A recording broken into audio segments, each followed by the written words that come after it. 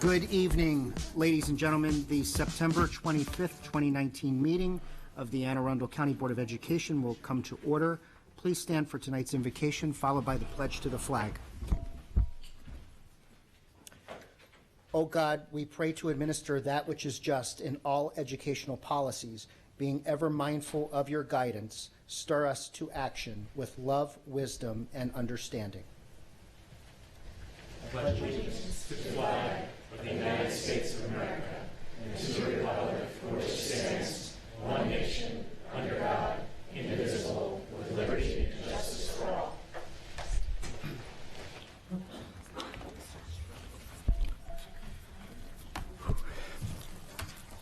Welcome to this meeting of the Board of Education. This meeting is being televised live on AACPS TV and live streamed on the internet. General information and protocols for the meeting are posted on the sign at the doorway as you enter the room, so please make sure you read those if you have not already.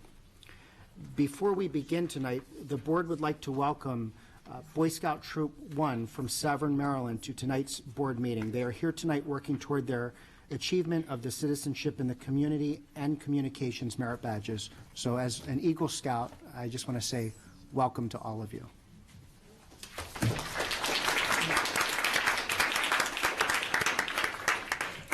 Item 2.03 is approval of the minutes. Is there a motion to approve the minutes? Second. We've got a motion and a second. Are there any changes or discussion with regard to the minutes? Seeing none, all those in favor say aye. Aye. Opposed, no. The ayes have it. Thank you. At this time, item 2.04 is establish agenda order. Ms. Alvey. I move that the board consider item 7.02 immediately following public comment, and that is bias behavior and language policy code JO. We have a motion. Is there a second? Second. There's a motion and a second. Discussion on that motion. Seeing none, all in favor say aye. Aye. Opposed, no. The ayes have it. At this time, would any board member like to make any other changes to the agenda? Any other changes? Seeing none, the agenda will stand as revised. Item 2.05 is recognitions, and there are no formal recognitions tonight. Item 2.06 is school and community highlights. Any board members wishing to share any school and community highlights? Seeing none. Item 2.07 is the policy committee update. Mrs. Corkadal. Thank you, President Gilliland. The Board's Policy Committee met today, September 25th, 2019, at 4 p.m. in the boardroom. And I want to thank those who were in attendance, in addition to those who participated.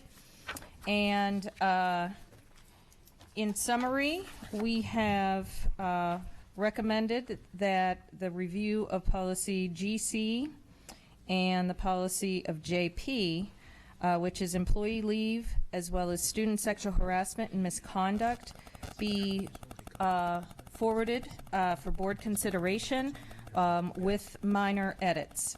And in addition to that, we also reviewed policy GC-RAA, annual personal business leave, GC-RAB, sick leave, GC-RAQ, sick and safe leave for permanent and temporary employees, as well as KD-RA, visitors to the schools. We made minor recommendations, and that has been moving along. The board policy committee's schedule is been finalized and will be available on the website. And our next meeting is going to be, I believe, October the 23rd. Is it? our second meeting of Wednesday. Yes, okay, thank you. At 4 p.m. And once again, the public members are welcome to attend. This is an open meeting. However, we do not entertain public testimony during those meetings, but always appreciate extra eyes to that. And we will be continuing to move forward with the rest of our fall policy committee on schedule. Thank you, sir. Thank you, Mrs. Corkadell. Any board questions or comments on the policy committee update? Seeing none, we'll now move to item 2.08, budget committee update, and we'll turn now to Mrs. Ellis. Thank you. I have no update this evening. We did not meet this month, but we will be meeting for our October meeting, and that too is open to the public. Also, no public input, but welcome to attend and observe. So I'll update next month. Awesome. Thank you, Mrs. Ellis. Item 2.09 is the CRASC report.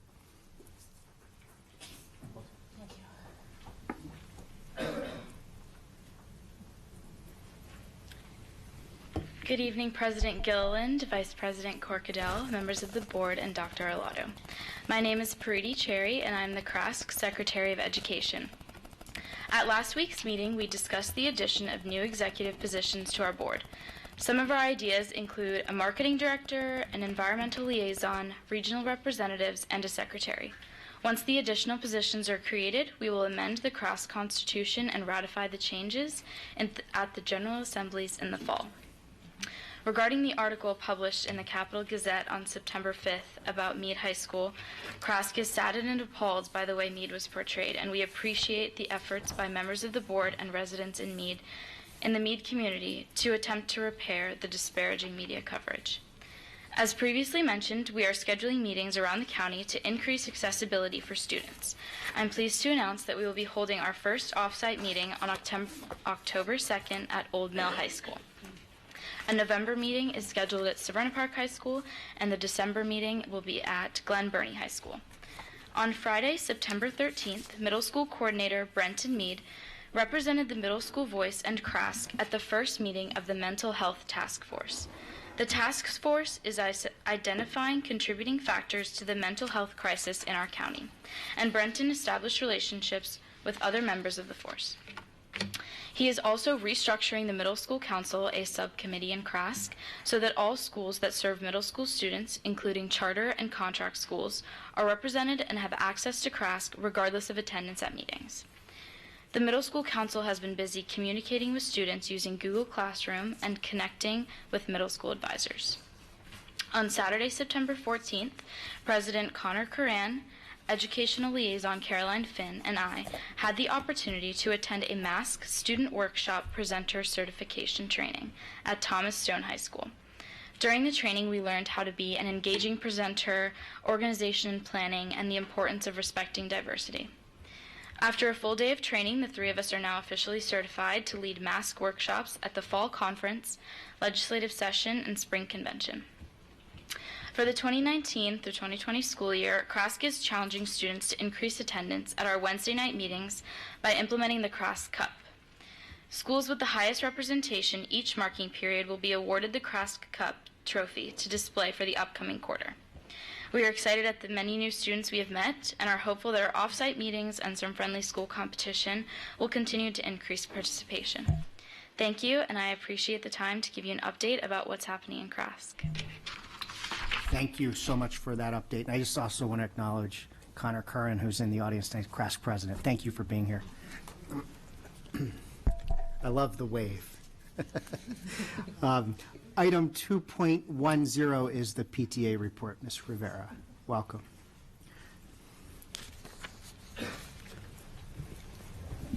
Good evening, board members. Good evening, Dr. Arlotto. Good evening, President Gillen. My name is Vanessa Rivera, and I am the Anne Arundel County Council PTA president. I just wanted to provide you all with an update since the last time I was here. We have been very busy during the summer conducting financial reviews for our local PTAs. In the early summer months, we partnered with Maryland PTA and conducted a summer leadership financial workshop for new PTA officers at the Carver Center. We currently have 92 active PTA units and are continuing to expand in our current schools. At the council level, we work with our local units on issues of compliance, financial reviews, and even conflict resolution. We are happy to announce that PTA has been very fortunate to partake in many task forces across AACPA's schools, most recently participating in the mental health task force that came together for the first time a couple weeks ago. It was so exciting to see over 70 people from various backgrounds collaborating on working on ways to address mental illness in our county. With that, I'm excited to announce that Anne Arundel County Councils of PTA was the recipient of the portion of the $18.8 million in awards announced for fiscal 2020 as part of the state-mandated local program. This is an incredible collaboration between county school systems, Anne Arundel County Council of PTAs, and our local development council with LIVE. These funds will go to support the implementation of trauma-sensitive schools initiative in the Mead cluster schools. We will also be holding our general membership meeting on Monday, October 14th at 5:30 here at the board. Dr. McMahon will bring lots of information on the current happenings in our schools. In conjunction with this meeting, we will be hosting our reflections training for the schools. The theme for this year is Look Within. Reflection encourages students to explore talents and express themselves with the arts. The categories for reflections are dance choreography, film production, literature, musical composition, photography, and visual arts. Thank you for giving me the opportunity to come up here and give you an update. Thank you so much, Ms. Rivera, and as always, thank you for all that you do for the school system. Ms. Antwine. Thank you, President Gillen. Ms. Rivera, thank you for the report. Could you please repeat the award that you all received, please? Yes, we partnered with Dr. McMahon and with the county school systems, and that was the state-mandated funds with the casinos, and so it was awarded $300,000, but it's for the Mead cluster systems. So the schools in that area will receive funds for provide professional development, also for classroom furnishings, and the schools would be awarded that money that would be implemented to provide that. Wonderful. So it would be split equally amongst each of the feeder schools within Mead? Yes. Oh, wonderful. Thank you very much. Great. Thank you. Later this evening, the board will be voting on the superintendent's recommended fiscal year 2021 capital budget, 6-year plan, and state capital improvement plan, which I will abbreviate when we get to that point later. But before doing so, we're now going to turn to the public hearing on the superintendent's recommended 2021 CIP and capital budget. This is a public hearing on the superintendent's recommended FY21 capital budget. I have the sheet with names of those who have signed up to testify, and each speaker will be allotted 3 minutes. Speakers who require an interpreter will be allowed extra time. I would ask that groups appoint a spokesperson to deliver testimony with other members standing when that testimony is given. I know we only have one person on here, so I'm going to skip the rest of what they've asked me to read. But copies of comments are welcome. I was supposed to acknowledge the line of people. And certainly we have one person scheduled, but if there are other people after Ms. Brianza who would like to speak, they're welcome to come forward at this time. But you're up.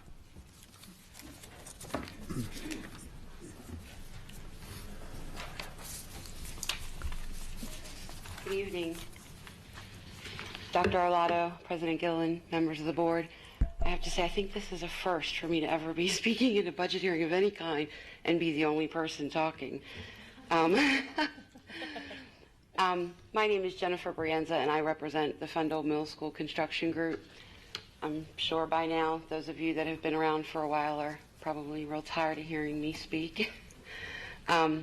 I apologize in advance if some of my comments are a bit redundant, but the Old Mill Complex Master Plan is a critical undertaking that's worth repeating more than once. I want to begin by thanking Dr. Arlotto for the Old Mill Middle School South feasibility funding included in his proposed fiscal year 21 budget. Last year, the board and the county council made great strides toward beginning the master plan with the design funding for Old Mill High School West and the feasibility studies for Quarterfield and Rippling Woods elementary schools. I can't emphasize enough how excited we are to finally see this project moving forward. And the continued funding for these schools, along with the funding for Old Mill Middle South, under the proposed budget is another great leap forward for the master plan. As you all have heard me say ad nauseum, the Old Mill area schools are the last remaining priority from the 2006 MGT study, and the funding included in this proposed budget brings us one step closer to the light at the end of this now 13-year journey. The schools in the Old Mill area showcase some of the best and brightest Anne Arundel County has to offer. We have 3 STEM programs in the complex, 3 magnet programs in the complex, STEM at Old Mill Middle South, and the IB programs at Middle North and the high school. Not to mention, we are the hub of career and technology education for North County. These schools deserve our continued focus and support, which is why the Fundle Middle School Construction Group is going to keep coming out here and keep emphasizing how critical it will be to keep this funding on track in future years. It's worth repeating, and I apologize if it gets old, but it needs to be said over and over until it's done. Again, we thank Dr. Arlotto for the funding in the budget, and we look forward to seeing the Old Mill Complex Master Plan continue to move forward. Thank you. Thank you, Ms. Brienza, and we are never tired of hearing from you. Thank you so much. Any other public testimony on the FY21 CIP and capital budget? Seeing none. We'll now move to a very special presentation. Item 4.01, Meade High School. We'll invite forward the 2 deputy superintendents. Welcome tonight.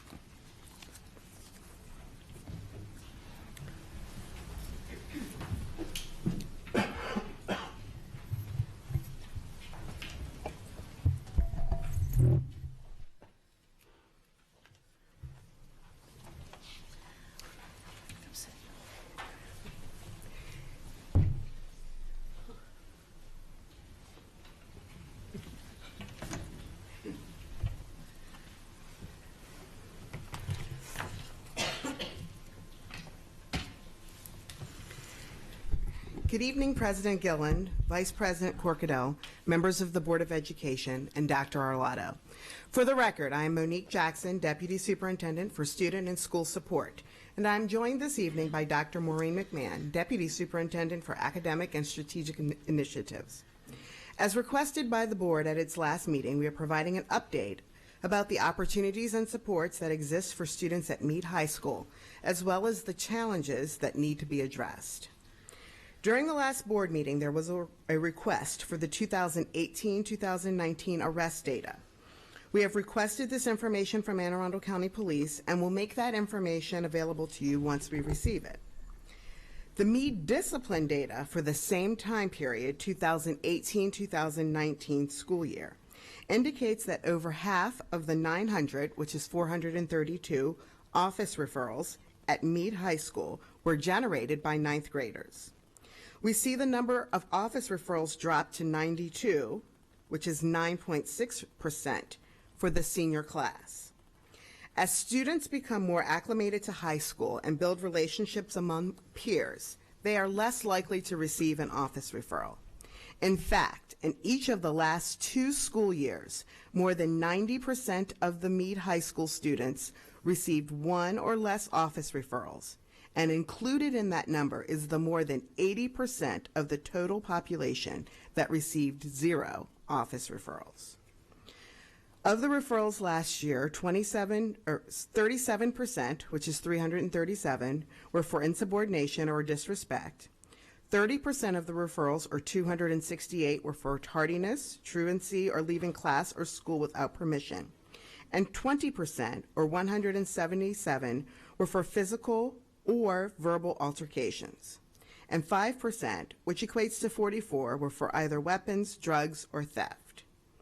We use data points such as these to provide support to every school, but to Meade in particular. As Dr. Arlotto mentioned, the key to school success is relationship building.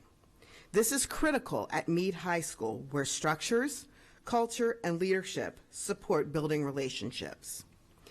The Anne Arundel County Public Schools Executive Oversight Committee, or EOC, under the direction of the Office of Equity and Accelerated Student Achievement, has provided support to Meade through a very structured process where data is reviewed and strategies for success are embedded and monitored through their school improvement process.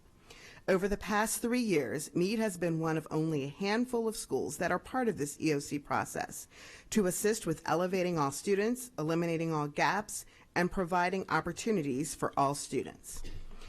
Some of these supports include restorative practices and a focus on 9th grade achievement through a special 9th grade academy. The United Way provides professional development for staff that includes therapeutic breaks, focusing on 9th grade students and their teachers. Staffing to support the behavioral and academic programs such as the counseling team, 2 SROs, multiple student advocates, a new community ambassador, and a partnership with Villa Maria have been added to the ongoing support for all of our students at Meade. The supports and successes of Meade High School also permeate into the academic program. Dr. McMahon will give an overview of the academic successes at Meade. So as we know, we do our best learning when we're physically, cognitively, and emotionally engaged. All students need to find their learning niche, a place where they find their passion, a place where they find the place to feel at home, a place where they can fully engage. Meade High students are very fortunate in that they have many, many unique learning communities within their high school from which to choose a home. So first, it's important to remember that Meade High is an International Baccalaureate World School, part of the network of IB schools in AACPS that makes up the largest contingent of IB schools in all of the Americas. All students at Meade High are IB students through 10th grade. 100 slots per grade level are available for IB diploma students in the 11th and 12th grade. These students are open to Meade, North County, Arundel, and Glen Burnie cluster students because Meade's IB diploma program is a magnet program. This program offers students critical thinking, rigorous coursework, service learning, international travel, and opens doors to college credits and college programming worldwide. In 2019, 100% of our IB diploma students at Meade were accepted into 4-year universities, and all ended up studying at either 2-year or 4-year schools. These Meade IB graduates attend places such as the University of Maryland, Baylor, NYU, Drexel, Towson, Salisbury, WVU, and Georgia Tech, just to name a few. Now, Meade students interested in engineering, they can enroll in the nationally recognized Project Lead the Way pre-college engineering program. 191 Meade High School students are enrolled in this suite of engineering courses this year. The PLTW program engages students in planning and designing and prototyping, computer-based and full-scale authentic environments. The program opens doors to renowned engineering college programs nationwide. For those students who are drawn to military service, Meade offers Army JROTC. 160 students have made their home in Meade's JROTC community. That's a 31% increase over last year. Importantly, some Meade High graduates annually choose to enter one of the military service branches or the military service academies after graduating high school. Their interest and passion to serve our country translates into their career choice of military service. Now, Meade's Homeland Security Signature Program, a program open to all Meade students, provides events, clubs, high school and college courses, job shadows, mentorships, internships, all related to Homeland Security career fields, and it provides them to over 250 Meade students.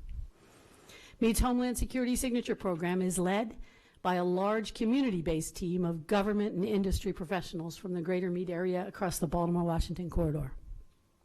Regular visitors to Meade include those who come to serve on the integrated community stakeholder team that runs the signature program, or simply to join the school to speak with classes, host clubs, or host events.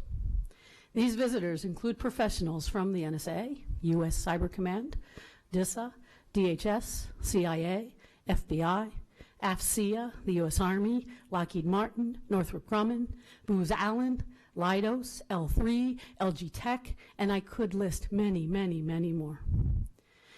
Most recently, one of our strongest partners, the Fort Meade Alliance, an organization with over 200 member organizations dedicated to serving the people and businesses on and surrounding Fort George Meade.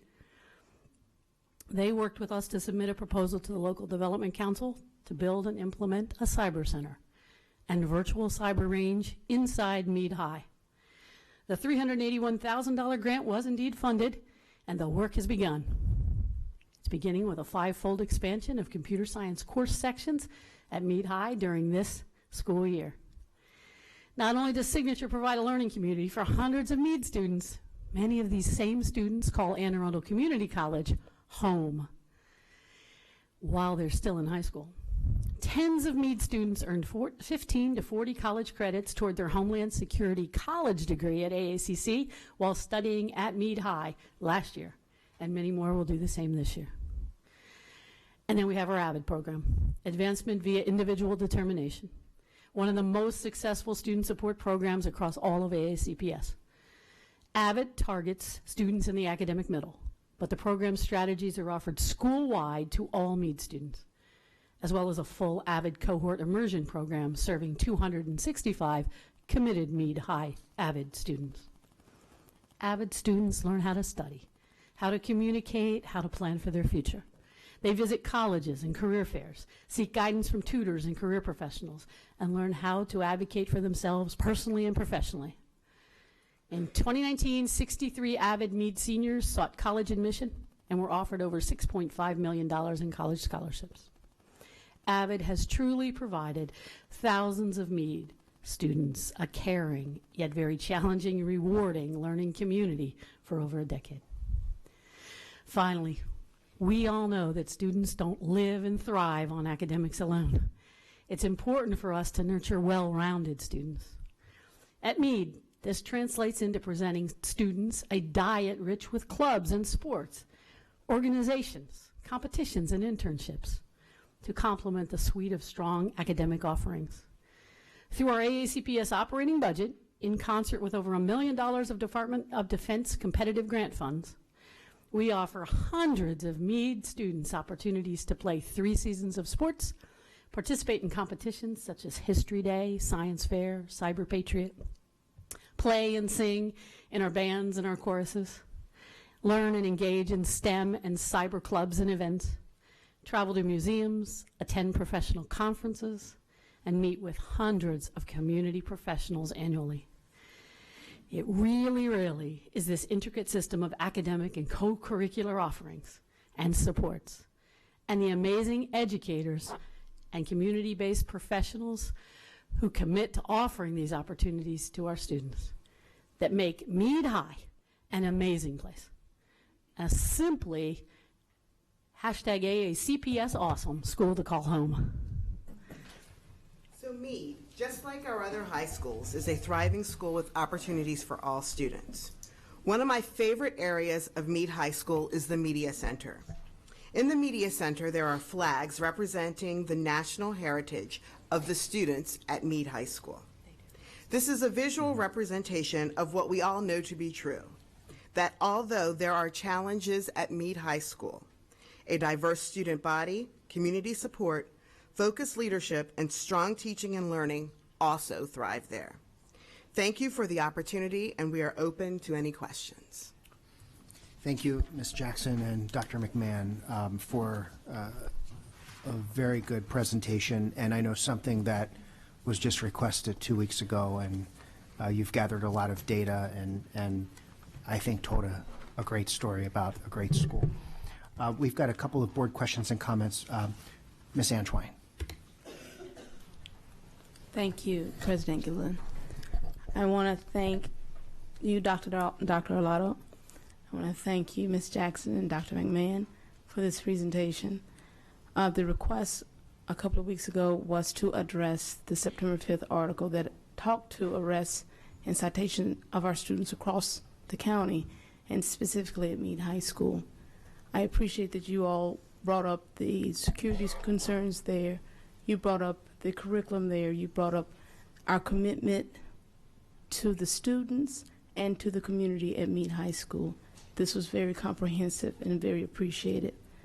My question then would be about what you shared earlier, Ms. Jackson, about reaching out to the police for the records. Did they share a time frame when they'll get that back to us, please? No, ma'am, they did not. Okay. So I guess my next question would be then, if when do those stats normally come back to us? When are those types of stats shared with us? I couldn't answer that because this was the first time, the article was the first time that I became aware of those particular stats. Okay. I guess my disconnect is that there are records at the there are arrests and citations that are occurring at the school, and we have the dependency of the police to give it to us, but no means in sight to receive. So if we could, at our next departmental reports, if you don't have it, could you let us know? And if you do, if you could share that with the board, please. Absolutely. Thank you so much. Yes, ma'am. Okay, thank you, Ms. Antoine. Mrs. Ellis. Thank you, and thank you for a wonderful story, because I've been to Meade several times now, and it is a beautiful story there. My question, the thing that struck me very early on was you talked about over half of office referrals are for freshmen. Yes, ma'am. Of course, we know the challenges with that age and that time in life, and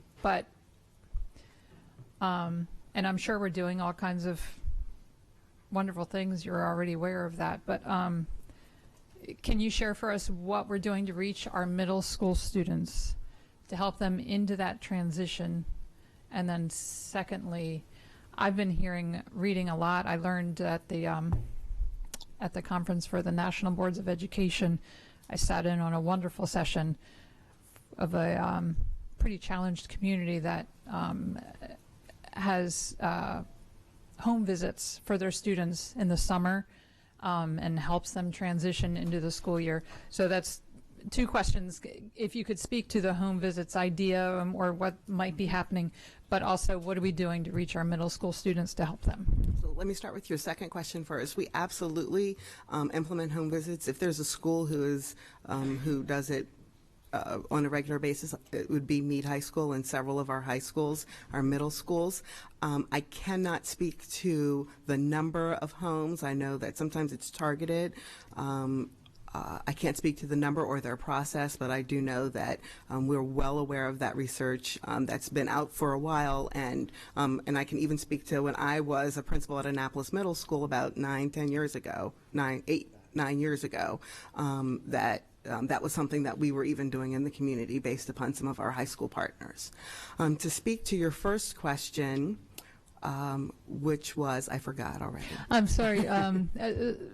Reaching those middle school students and helping them during those really difficult.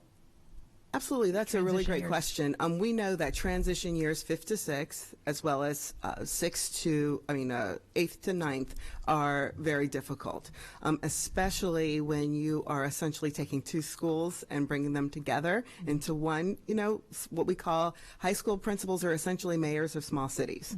And so what we implemented several years ago, even before my time as deputy superintendent, we implemented a tracking system in which we don't have a name other than our early warning systems, in which we triangulate data for attendance, referrals, and we try to create a list of students who may need extra attention. We provide mentor support for them. We make sure that sometimes when we can, we do some compassionate scheduling for them as well. And then we make sure that we do, if there are, as you mentioned a little bit earlier, some homeschool connections that we can make early on, we absolutely do so. It's amazing to see principals. I've been to every high school, and I've seen principals with their little clipboard walking around, and when they do their walkthroughs, they are checking on those students as far up as the principal. Our professional school counselors as well, they're checking on them to make sure that they have what they need. Sometimes it's school readiness. Sometimes it's something that has occurred that got them off track in 8th grade, but amazingly they turn around in 9th grade. So I absolutely appreciate those questions, and we absolutely do those things to assist both our transitioning 8th graders as well as our transitioning fifth graders into sixth grade. Because as a middle school principal, I can tell you, again, when you bring two or more schools together, they are eager to get to know each other. And sometimes it's not in a positive way. Right.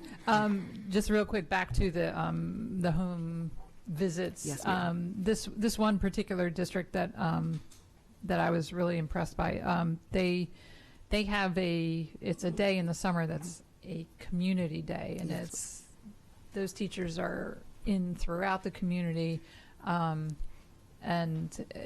it's a big celebration. They have like lemonade stands and stuff like that, but they're making those connections. In other words, they're not singling out students who are necessarily identified as needing more support, but they're just reaching all those students and making those personal connections before they come to the classroom. Absolutely. I thought it I'm was sure very that cool. you've seen in the paper, for example, I remember the front page of the Capitol, I guess several months ago, they focused on Mills Parole Elementary School and their community event where the teachers went there. I know that, again, it's very easy to go places where there are community centers, and so many of our schools work with community centers, apartment buildings, things of that nature to do that. But I think you're absolutely right. Going in the community and for all of the students to see, they pass out popsicles. We have principals that go into the community. They pass out popsicles at the local pools, and they talk with students. It's especially important if there's a new administration, so that they can get to know the administrator before the first day of school. So absolutely. Thank you. Thanks so much. If I could jump in, would you do me a favor, because I think Mrs. Ellis really was hitting on something important there regarding the preparation through middle school to get ready for high school. Yes. Would you talk a little bit, Ms. Jackson, about the middle school advisory program and that how we're using that to launch students into high school? Absolutely. Thank so middle school advisory is essentially a small group of students that meet with a caring teacher once to twice a week to prepare for whatever. So sometimes it's preparing for test taking skills. Sometimes it's, how to reduce anxiety. During advisory, sometimes we talk about how to get along with others. Sometimes a personality inventory is taken. But right before high school, we do try to focus on those skills that we need for high school. For example, the balancing of the A-day or B-day schedule. How to, for sometimes our students for the first time, they're introduced to the world of sports. And so extracurricular activities. Sometimes the counselors from the high school also come down and chat with the students as well to talk to them about what's needed. One of the things where possible is on the first day of school to help that transition. I know we did this at Annapolis Middle School. You'll see, and I'll use Annapolis High School, for example, the 8th grade teachers from Annapolis, and I'm not for sure about Bates, but I know Annapolis Middle School, greet the students on the first day to reduce anxiety, and they're frequently there for them throughout. So we really do try to focus on that transition from the transitions, because we know. And we also know a lot about the adolescent brain. And we know that during that time, our students are making impulsive decisions, as you can see with that. But as they grow and mature and they become part of their community, they're very proud of their communities. No matter what high school our students attend, they're very proud. And so they become part of that community, and it becomes their family. They found their, we like to say they find their people. So whether it's the theater people or it's band or it's sports, by the time that they're really sophomores to juniors, they have found that group that they associate with and can grow and learn with. And we do take advantage of that time between, as they're a rising ninth grader, between 8th and 9th grade, for camps. We call them camps. Some are more academic, some are more co-curricular, but the idea is they come from MacArthur and they come from Meade, and that is the first mixing that they do. And whether it's they're studying a language like Arabic, or they're in a Cyber Patriot Junior Club, whatever it is, they learn, they have icebreakers, and they learn to get along and work in teams during those summer activities. And thank you, Dr. McMahon. That brings up another good part about we also have ambassadors. And so typically they're upperclassmen that reflect the community of the 8th graders. So sometimes they're the athletes. Sometimes, again, they belong to different clubs and organizations.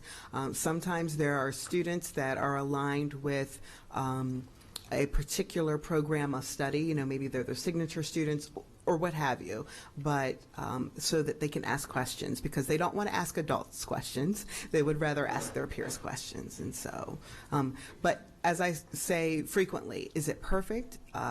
Do we continue to research and find best practices across the nation? Absolutely. And at the same time, because something works in another part of the nation doesn't necessarily mean it's going to work here in Anne Arundel County, or, bless you, or because it works here in Anne Arundel County doesn't necessarily, for one school, doesn't necessarily mean it's a secure fit for every other school. So we do a really good job, in my opinion, of trying to meet the individual needs and interests of our students, especially in those transition years. Thank you. Thank you. We have one more board question or comment, and that's from Mr. Grannon. Yeah, this is just going to be a quick two-part question. Thank you very much for that presentation. Very, very informative. Ms. Jackson, are you available if asked by anybody from the Capitol to sit down and be interviewed and provide details and further meat on the bones to everything that you were addressing tonight? Sure, I would absolutely work with our team to provide as many details as I possibly could. Okay, Dr. Merman, are you available for the same type of interview by the Capitol? Can we make sure both of those answers are reflected in tonight's minutes? Thank you. Absolutely. Thank you, Mr. Grannon. Any further board questions or comments at this point from the board? Seeing none, there may be some summary comments as we move to public testimony. Before we do that, I want to first acknowledge Fort Meade Installation Commander is here tonight, Colonel Eric Sprague. You're here with your wife. I just want to say thank you for your service to the country. At this point, we'll move forward with public comment. We've got 5 cards for people who've signed up in advance, and certainly we've got 6 seats here, so if there's someone else that wants to join, they certainly can as well. And then we'll have an open call for others that may wish to speak. We'll start with Colonel Sprague, Sarah Bonice, Marla Lovell, Reverend Samuel Williams, and Claudia Barber.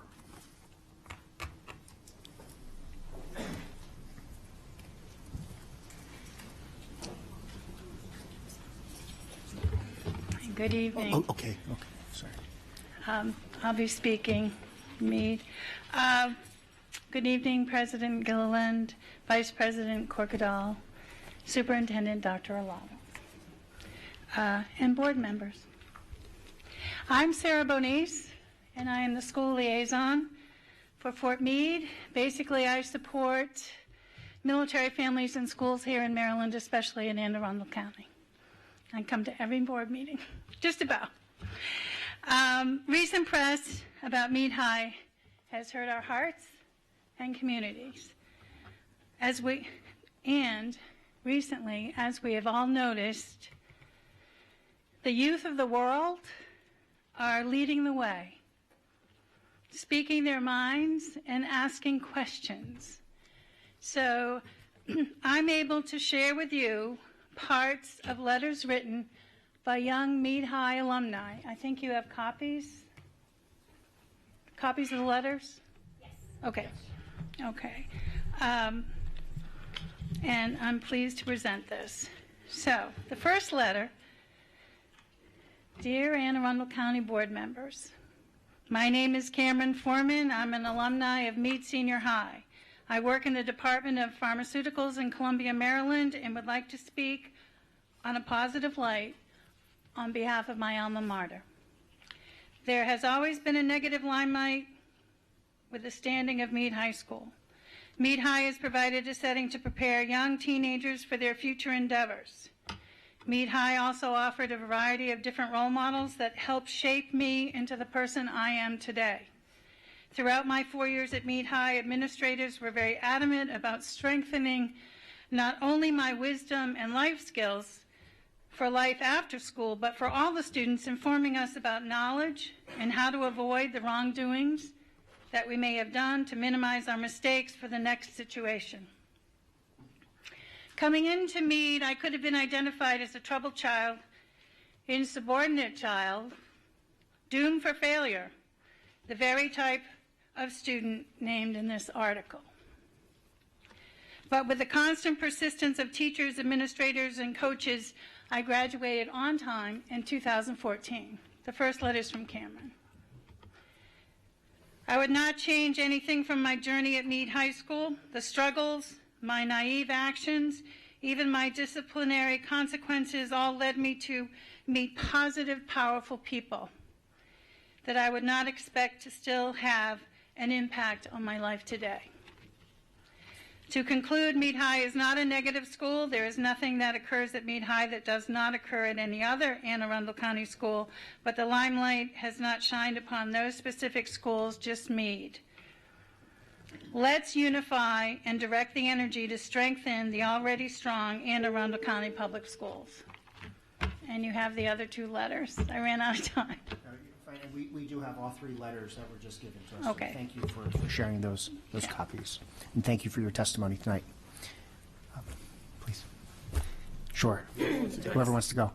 I'm Marla Lovell. Nice to meet or re-meet some of you as I've been at all the science fairs, PTA events, asking for a new school for Jessup. Thank you very much.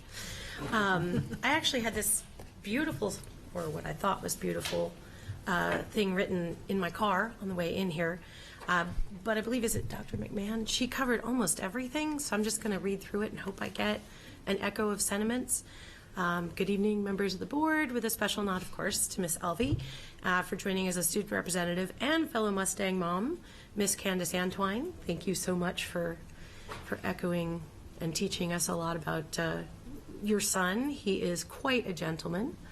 Had the luxury of meeting him.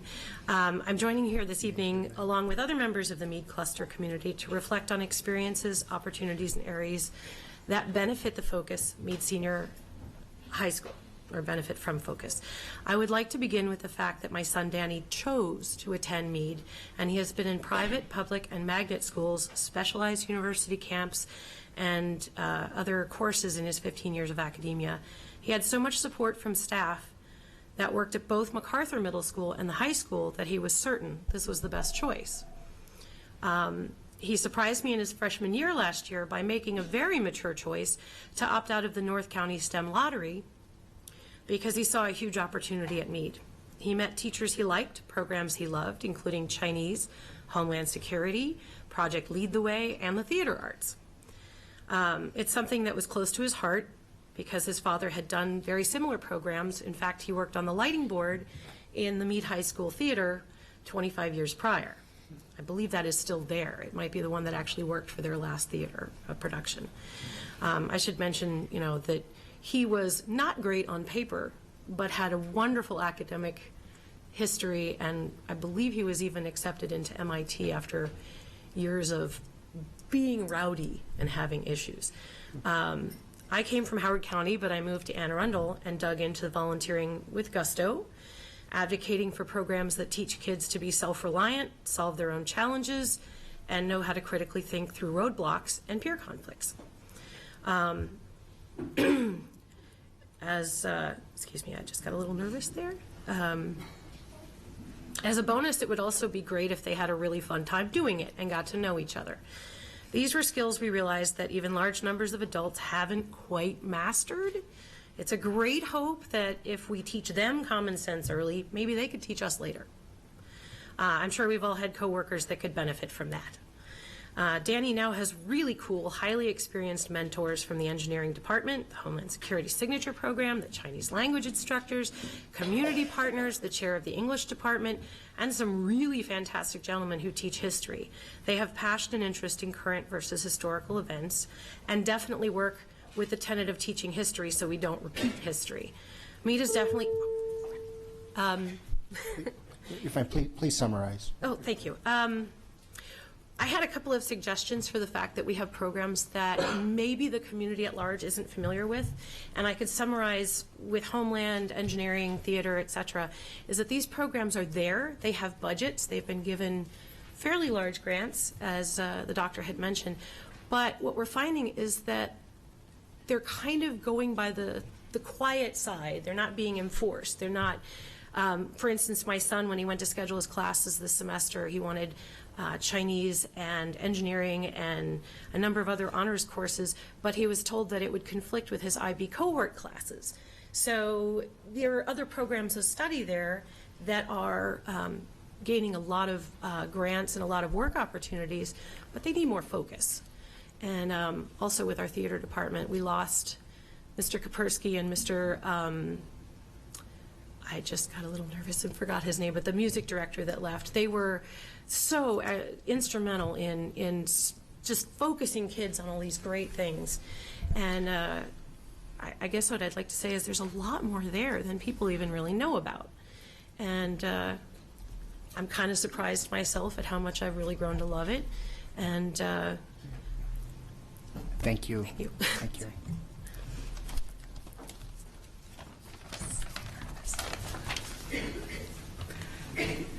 Good evening. I am the second vice president of the Anne Arundel County chapter of the NAACP, testifying on behalf of Jackie Alsop and its membership.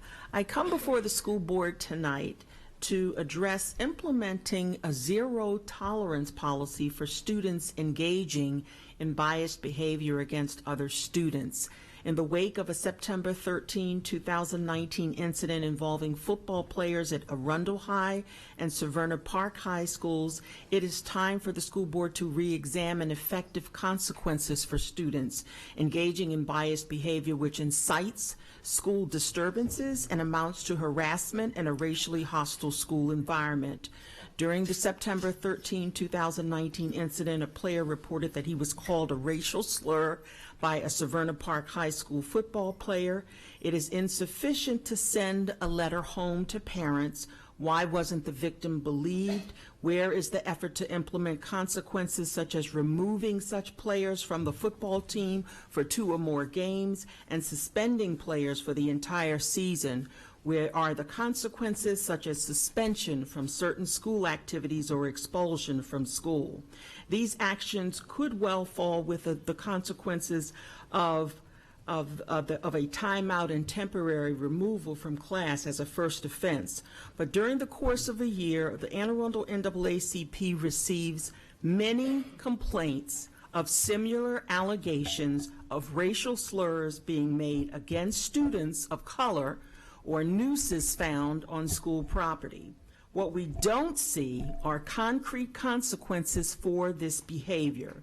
The time is now to implement a zero tolerance policy with more concrete discipline as a deterrent to this behavior.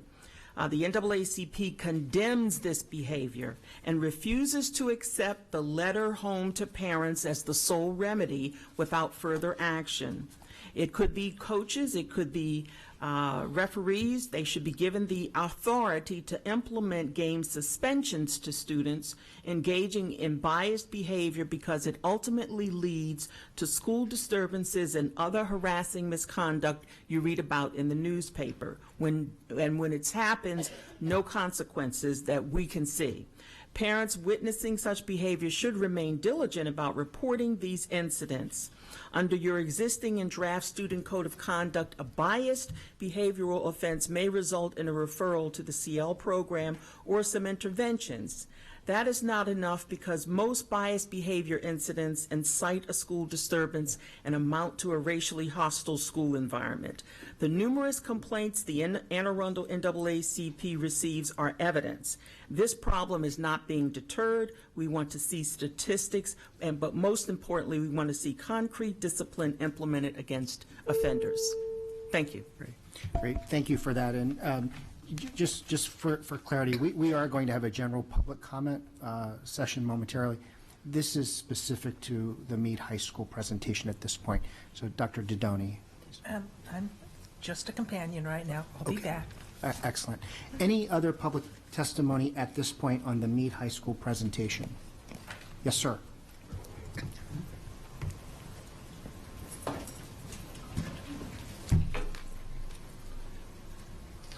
Good evening. I'm Reverend Samuel Williams Jr., and I'm the Program Development Director at Mount Olive Community Development Corporation, and that is our nonprofit arm of Mount Olive African Methodist Episcopal Church. Now, we all know that the African Methodist Episcopal Church has a long history of social justice battles. And when I read the article in the Capital Gazette, and I gave Mrs. Antoine a call. Now, what I told her is what I'll tell you. 3 months ago, we saw these same statistics. Now, I feel for you because the stats don't exist. I looked, and I'm a pretty good researcher. It's really hard to find anything. But what I did find is that across the board, at other high schools, maybe even middle schools, it's the African American or the Hispanic kids that are at the top of that chart. Now, what we wanted to do, once we saw that, was to do a pre-diversion program. And when we say pre-diversion program, we don't want the kid that you already have diversion programs. And that's for kids who may be going to court. We want to do a pre-diversion for the kid that's getting suspended for truancy or whatever. We want that kid, because where there's smoke, there's fire. If they're going to do that, I can guarantee you'll see them soon enough in another area. And so that's what we're kind of looking at. Now, I spoke to two pre-diversion program people, one in New York, one in Chicago. They said a lot of times community-based diversion programs work simply because it's not institutionalized. It's a little bit more comfortable, and they will listen. So what our Mount Olive CDC is looking at, maybe possibly a referral partnership. I'll go get the money. But if we have a referral partnership and we can show you what we're trying to do and maybe even tailor it to work a little better for the school district, that's what we want, because those statistics really, really bother us. Our minority students, as I said, top that chart. And we want to try to arrest that, but we don't want them. We want to do it before they get to your diversion program stage. Thank you. Good to see you. Thank you, Questions? Pastor. Thank you. Pastor, before you leave for the evening, would you just chat briefly with Ms. Pelham, who is our associate superintendent, assistant superintendent for student support services? Okay. I'd like to get your contact information, because if we can develop a partnership and you've got some folks that are ready to work with kids, yes, we can help identify students, get their parents involved, and get you involved. That'd be great. Okay, sounds good. Blessings. We're going to have some summary comments from board members momentarily, but is there any further public comment on the Meade High School presentation? Any further public comment? Seeing none. Okay, we'll turn to board members. Mrs. Hummer. Yes, I just want to thank the staff and Ms. Moniz and the others who spoke and talked about all the great things that are happening at Meade. We definitely have concerns and things that we want to address, but I don't ever want those challenges to overshadow the great opportunities and great students and the lives that are being changed at Meade High School every day. So I appreciate all that coming out, and as a proud mother of a Mustang, I look forward to my next 4 years working closely with the school to celebrate their successes and help overcome their challenges. Thank you, Mrs. Hummer. Mrs. Schalheim.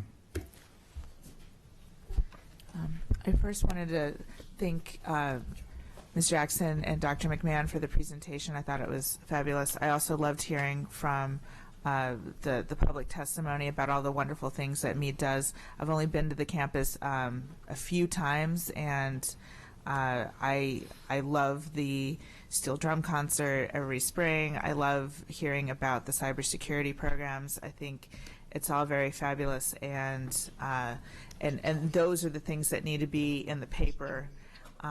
But if there is data out there somewhere, or evidence to support an uptick in referrals, especially for our students of color versus other schools or other situations, then I'm hopeful that those sorts of things will be addressed as part of the fabulous initiative that was just announced between our county government and our school system to help close the achievement gap and to help rein in some of those numbers so that some are not disproportionate to, say, the Caucasian community. So, yeah, and I also wanted to applaud that effort. I was at the announcement the other day, and I think that's going to be fabulous. And I really applaud Dr. Lotto and all the staff for recognizing the problem and for working towards a solution. And some of the things that come out of that could definitely benefit Meade and other high school communities. And yeah, I just look forward to their work. And I'm grateful for the presentation tonight. Thank you very much. Thank you, Mrs. Schallheim. Ms. Antoine. Ms. Lavelle and Pastor Williams, just sincerely want to thank both of you for your community efforts. I know how hard both of you work in our community, especially at Meade High School. And I thank you also for the information that you brought up for our consideration. These are programs that are readily available to our students, but there may be opportunities that are not so available to them or even discourage them when they don't know about them.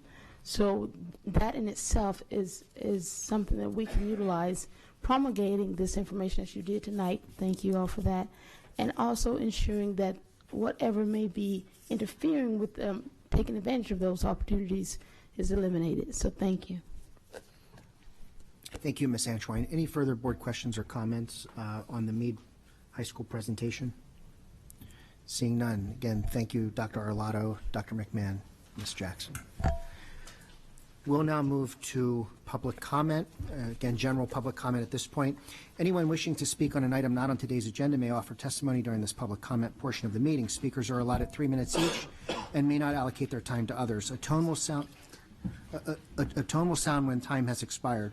The board asks that comments remain civil and appropriate for the various audiences that may be watching or viewing this meeting. Student-specific and personnel matters are confidential and cannot be discussed in this forum. It is not the board's general practice to engage in a question and answer session with speakers. For the record, please give your name before speaking, and handouts should be given to the board assistant.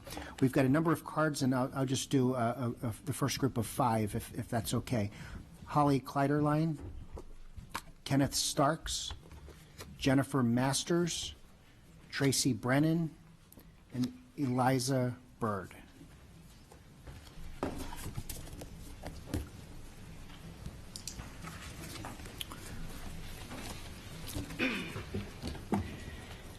Good evening, President Gilliland, Dr. Arlotto, and board members. My name is Holly Kleiderline, and I am the school counselor for 717 students at Oak Hill Elementary. I'm here tonight to help you and the Mental Health Task Force move forward to the action stage, because we already have a lot of information about what the problem is and what the needs are. The AACPS Division of Alternative Education Strategic Plan from August of 2017 identified 2 issues for elementary schools. 1, there are limited elementary supports or interventions to support the behavioral health of our earliest learners. 2, an increase in concerning behavioral health challenges impact a significant number of those learners' ability to experience academic success. The AACPS Pre-K to 2 Social Emotional Learning Work Group identified 8 outcomes to address the increased social emotional needs of our youngest learners.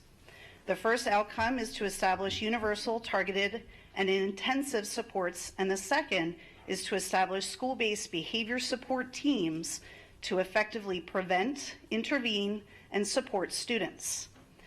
The Community Health Needs Assessment of Anne Arundel County from 2019 revealed the number of newborns found positive for substances, including methadone and opioids, has risen 144% since 2014. Think about how old those newborns are today, and think about who is helping to take care of them. There has been a 70% increase in residents seeking mental health services since 2012. The two highest increases are the early childhood population and those over 65. The first 6 months of 2018 had as many reported incidents of domestic violence as all of 2017. There's a comparative lack of private mental health providers in our county. The number of crisis interventions in the public school system for social and emotional issues has doubled since 2013. One of the identified needs was an increase in mental health and behavioral services for all childhood populations, but especially the 0 to 5 age group. Given this information, which the school system and the board already had, I am bewildered by the fact that Oak Hill, with 717 students, including 7 kindergarten classes, still has 1 school counselor, a 0.4 school psychologist, no learning lab or behavioral support. It's rather terrifying to think Oak Hill was 20th on the list of schools needing additional mental health personnel. A lot of progress was made in this budget area last year, but clearly it's not time yet to celebrate. Thank you. Thank you. Before we move on, Mrs. Schallheim. I thank you for your testimony, and I truly hope that one day you won't have to come and beg for another counselor. I have asked about this a few times, and it was my hope that with the additional counselors that were budgeted for in place, that Oak Hill would be the beneficiary of one of those. They were placed in other places that according to staff were higher on the list.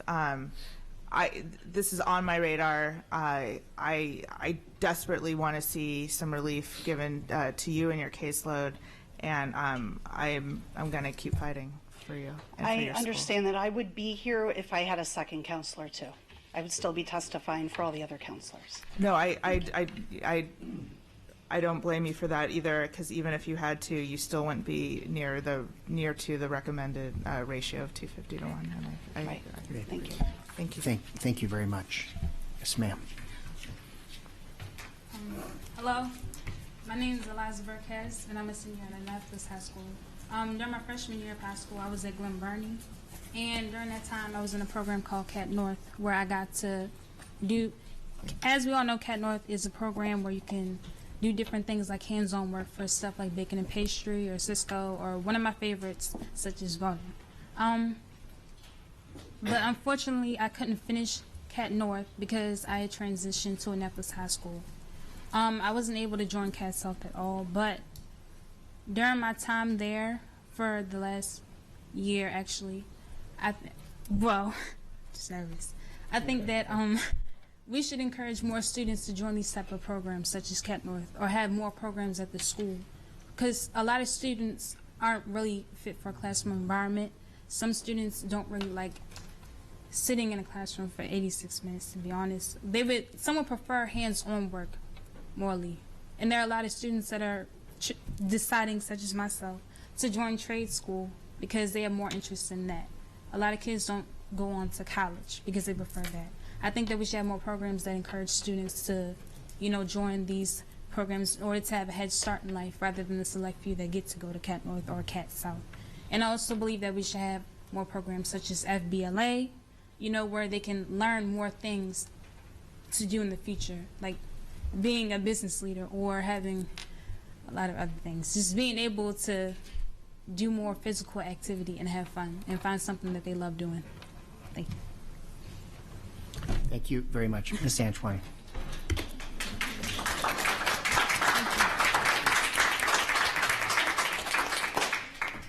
What an incredible testimony. Thank you for that.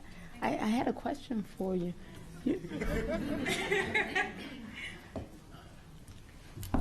I want you to know that you are speaking on behalf of thousands of students, and your boldness is commendable. I also want to understand from you, you shared that you were removed from Cat North because you transitioned to another high school. Can you help us understand that, please? Well, I was living with my aunt in Glen Burnie, but I had moved to Annapolis with my grandfather. And I really don't have any information on why I couldn't join Cat South. But I was at Cat North, and they at Cat South over at Annapolis, but nobody ever talked to me about being able to join the welding program again. So Understood. I didn't really have much of a chance to finish it. But I do plan on staying. I do plan on still doing welding in my future, so. Yes, ma'am. Thank you very much. And so, Dr. Arlotto, life happens for our students, as she has testified. But when they're accepted to our magnet programs like Cat North, could they be considered for the other CAT programs when they transfer to another school, or do they have to start the process over? They absolutely can. So I can't speak to this young woman's specific circumstance, which I'd like to learn more about. But the way it works in Anne Arundel County is we've got Cat North and we've got Cat South. So 7 schools and 5 schools go respectively to Cat North or Cat South in terms of high schools and transportation. So the fact that she went from one school that was served by Cat North, transferred to another school that's served by Cat South, she then automatically becomes eligible to go to Cat South. Now, was it the same program? I don't know. I want to talk more with you and find out more about it. But she certainly should have that opportunity. Why she was not afforded that opportunity, I can't address that now. But she certainly has that option to go, anybody that transfers. But we wouldn't be able to transport a student from Annapolis High School up to Cat North. We wouldn't be able to do that. That's the reason we have the transportation schedule set to serve 7 schools to one and 5 schools to another. I just think we should have more encouragement towards students to do, because some students may have a lot of talent at a certain job at one of these programs that they don't even know about. There are a lot of students that walk the hallways because they feel, some students don't like having to sit down for a long period of time and just, they prefer to have hands-on work and to do more, rather than, because for me personally, it doesn't really fit my interest. I need something that consumes my time and keeps me busy, but it's also good to do.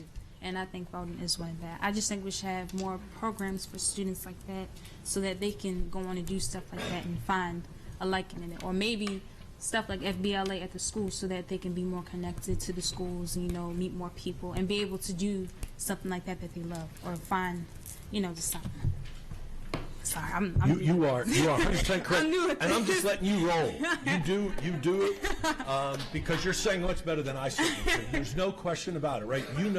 Speaking from experience, getting your hands on it and doing it is so much better than sitting and listening about it. Because right? Cat North really did change my involve life. me and I'll learn, right? You can teach me. Benjamin Franklin had this saying where he said, "You can teach me and I may learn, but if you involve me, I absolutely will learn." Yeah. That's not the quote, but you get the idea, right? Don't really crush that quote, but you get the idea. I do want to share with you, and you may not be aware of this, right? So certainly the CAT centers are limited, right? They are only so many classrooms and so many programs in each, and so we do have to limit the number in their wait list in almost every program at CAT North and CAT South. And much of that limit is because of safety, right? You can only have so many students in welding.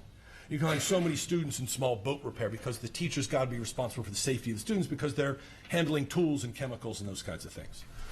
But you won't know this, but I'll look around the audience at folks that are more my age will remember when tech programs were in the schools, and that's what you're talking about, right? You used to go down the hallway, yes sir? You used to go down the hallway to your CTE program. We didn't call them CTE back then, but I'm going to use our language. You used to go down the hallway, and it was the end of the school, and you could go to automotive repair, or you could go to, right? In education, the pendulum swung such that we started taking them out of schools because we came up with this sort of college-only focus around the country, and we moved CTE programs into these central locations, and that's the reason we built the CAT centers. Now, our CAT centers are the best in the state. They're award-winning, and there are people from around the state and around the country that come see our CAT centers because they're run beautifully. But as that pendulum swings, and we know that we really need to engage students, and I'm going back to your initial comments, in hands-on, if that's what your thing is, we want to give that to you, right? We want to give you those opportunities. That is, we are reconstructing and building high schools. We're starting to build those programs back into the schools. So it's not just you can access at Cat North, but now Phoenix has a culinary program, and Northeast has a culinary program, and Severna Park, and so and they've got some database management and print and design. And so as we are designing into our new schools, some of these, we're trying to build some of those CTE programs back into the schools so we can expand the access, right? We talk about opportunities. Those are opportunities for students that we want you to take advantage of. We are really glad you were here. Thank you. Thank you. Mrs. Shaheen.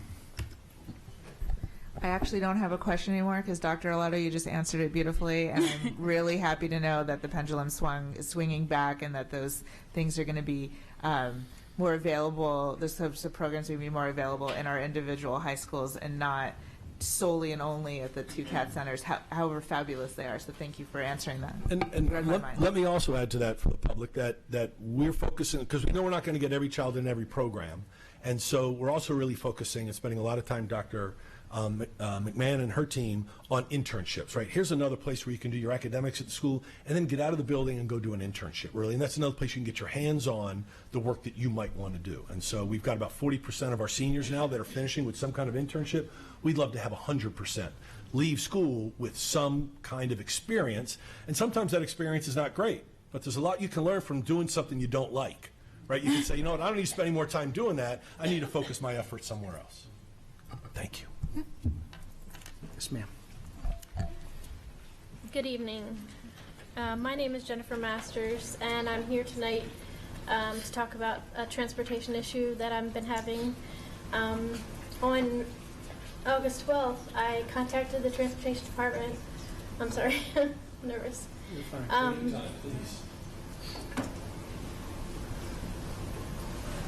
About an issue with my daughter. And so she started middle school this year, and she's riding the bus this year for the first year. And my husband is the one who takes her to take her to the bus stop, and he's a wheelchair user.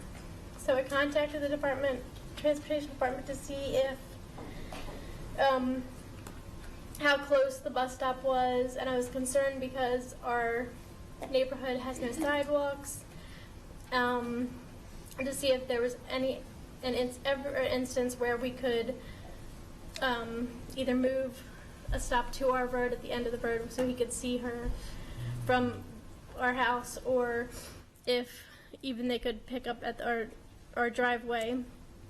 And I was told that couldn't be done. That they had one stop and it was 2 blocks away. So the bus schedules came out, and I noticed that there was 2 stops on the same road 2 blocks away. So we have 2 bus stops in our neighborhood, all on the same road.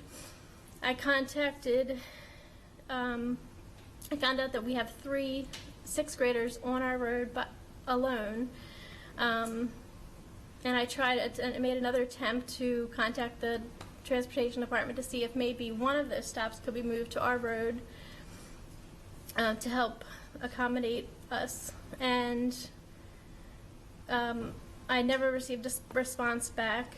Our PTA president, Eva Reynolds, she also contacted Sharon Witcher at the transportation department and Julie Hummer, who to help advocate for us. And I've never received any response at all from the transportation department. From Sharon Witcher, I've sent her 2 emails. I've received no response from either, except for she has responded to Eva Reynolds on a couple occasions.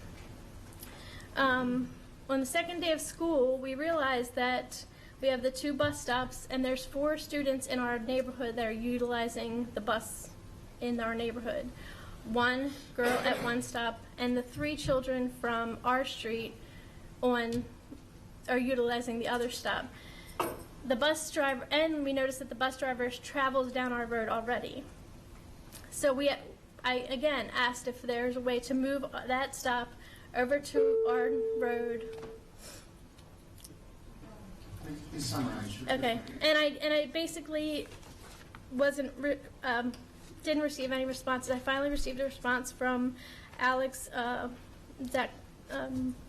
Zachnowitz from the Board of Education, and he stated that they found a ADA compliant bus stop, but it's in another neighborhood.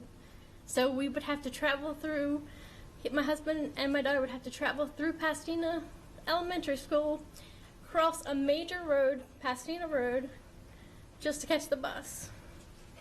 So I just feel like I'm at a loss. I've submitted a complaint with the ADA, and I realize that the transportation department is swamped, but I feel like we're just being told, I'm sorry that your husband's disabled and he can't get your daughter to the stop, but we can't do anything. Thank you for that testimony. Ms. Allen. So I'm so sorry that you had to deal with all of this.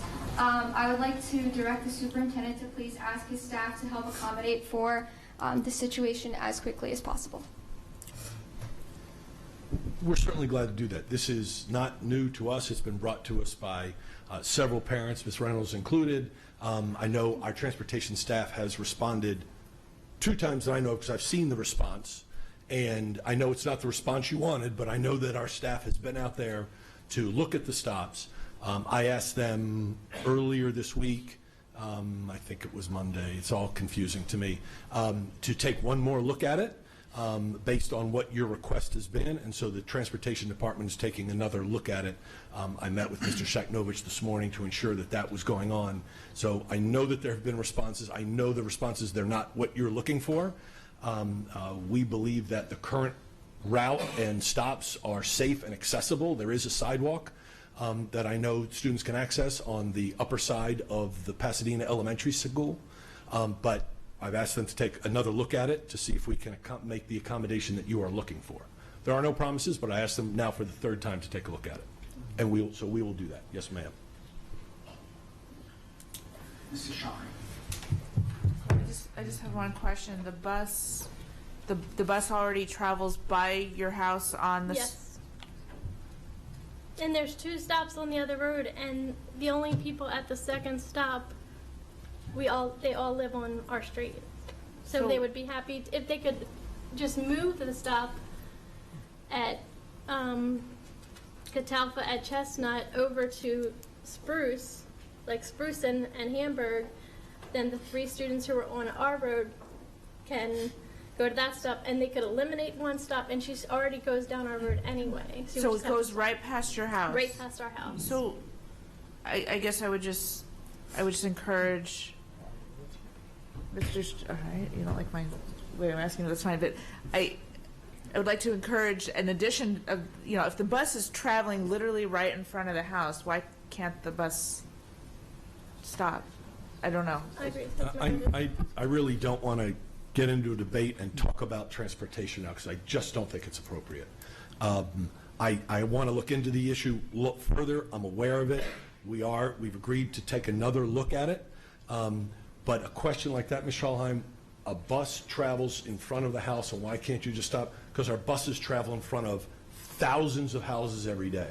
No, I understand. We get requests every year for, can you just stop in front of our house, right?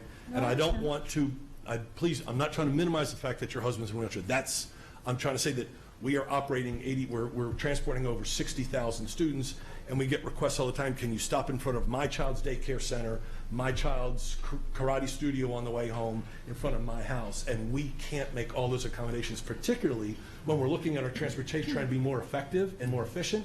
More efficient is fewer stops. No, I Right? completely and so understand. We've had that conversation. Yeah, no, I completely understand. I didn't know if there was.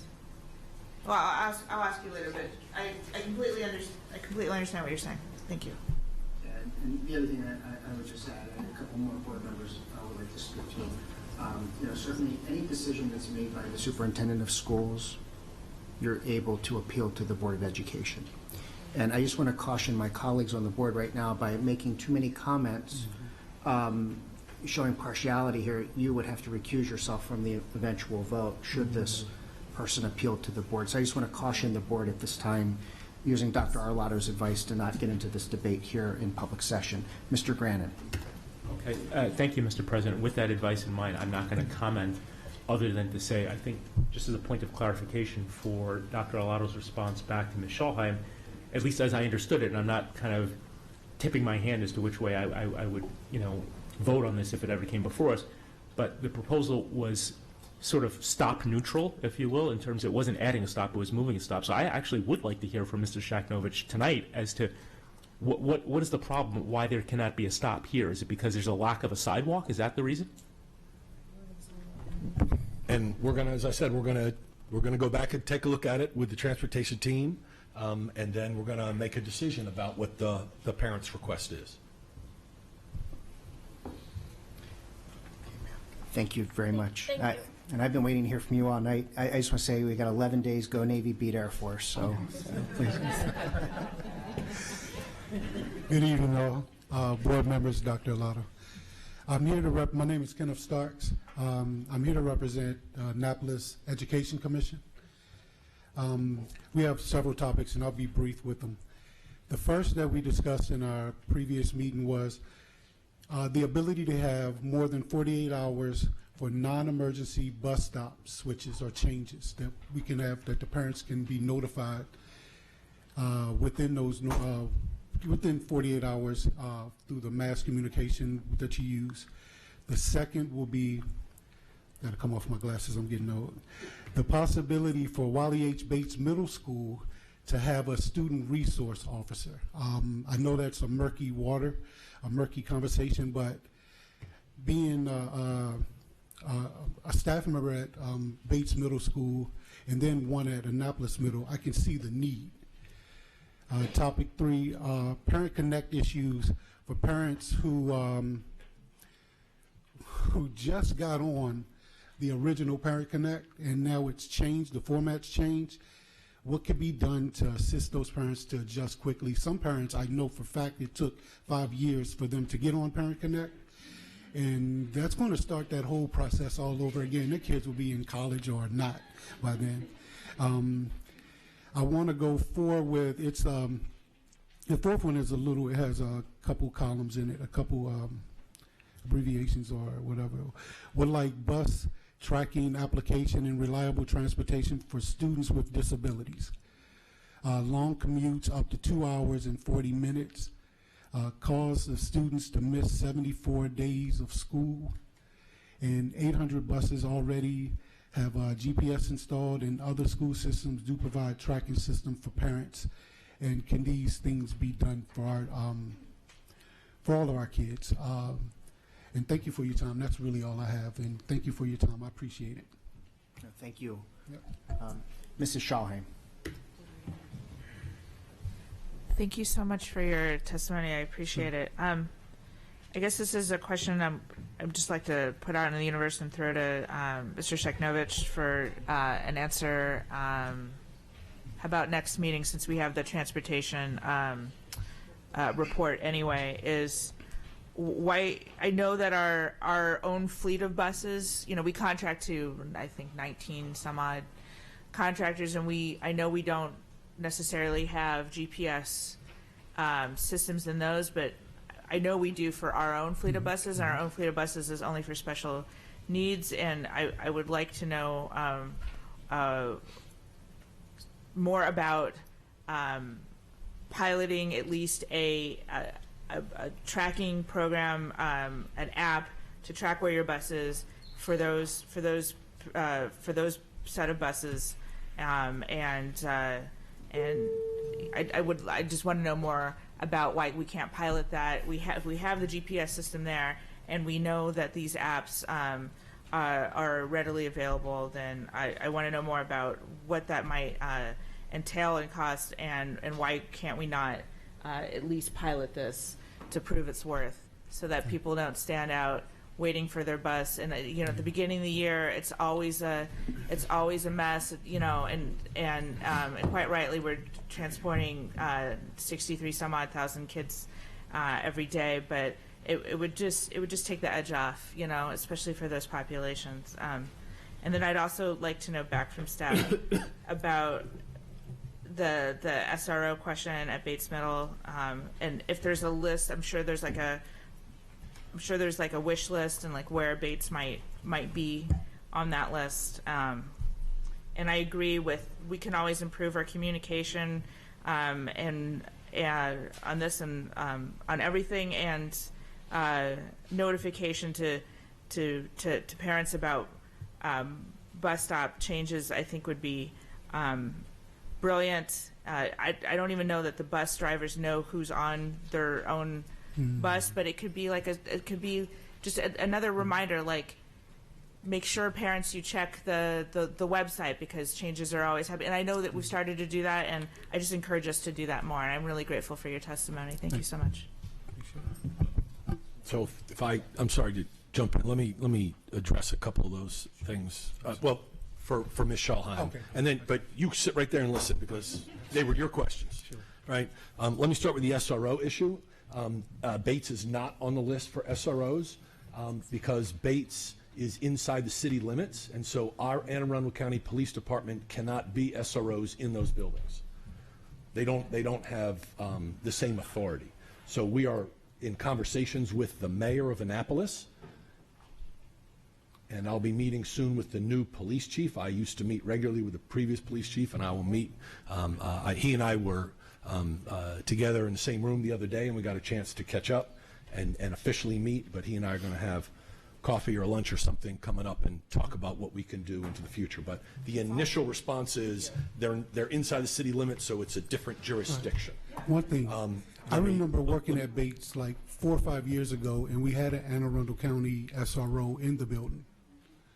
What changed, I guess? I can't answer that. Gotcha. I'm sorry.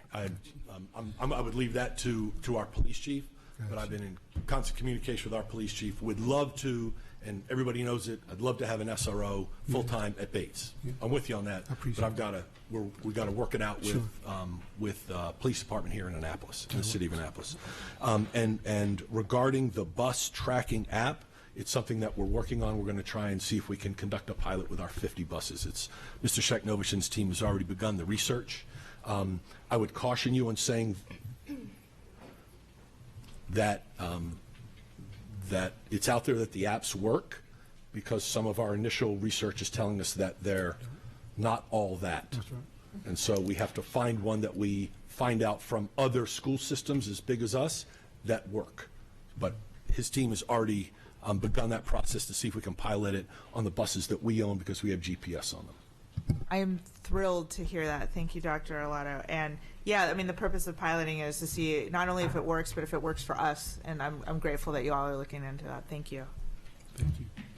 Appreciate it. Ms. Antwine. Thank you. Sir. Come on, Navy. Yes, go Navy. So you mentioned Parent Connect. So I'm no longer an official parent in the system.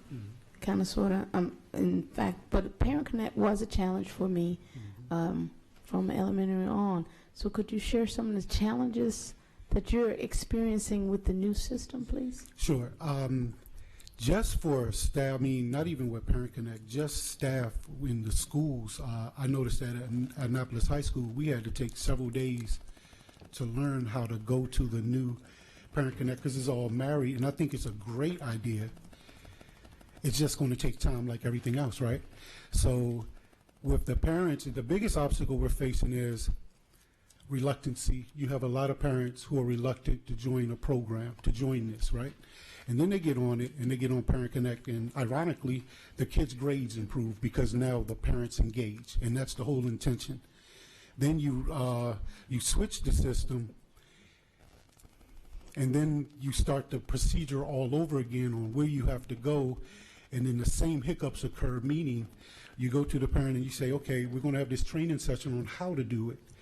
And then the frustration sets in, and then the computers close, and I can't do this right now. Right. You know, you get that, and I don't have time, and then you almost, you're starting over again, and it's not a blame piece. It's more of a, I guess we need better tutorials, I guess, on how to do it, and more information to the parents on, hey, how to get on this for dummies kind of format. You know what I mean? Like really elementary.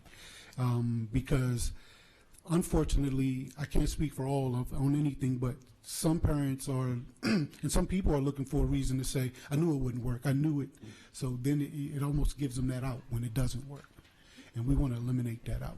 So Dr. Arlotto, when we bring on new software such as Parent Connect, which there's a grand, as being superintendent, you understand the grand dependency on that communication between the parent and the teacher.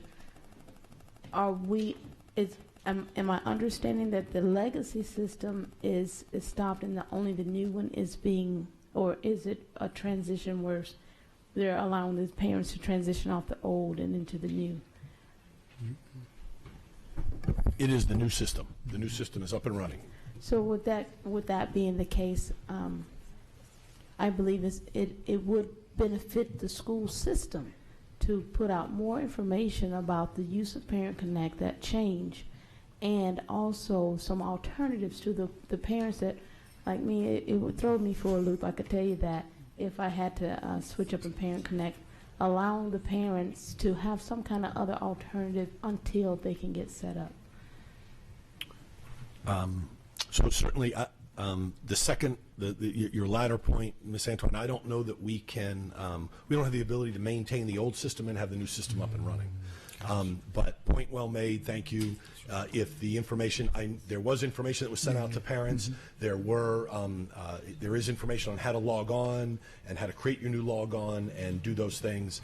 But if it's not reaching the right people or people aren't able to understand our terminology, then that's good feedback, and we'll sit down with the team and review it. Well, I've got the data team shaking their head, so if that's good feedback. Yes. But I do know that we put information out so the parents can say, now what do I need to do to access grades?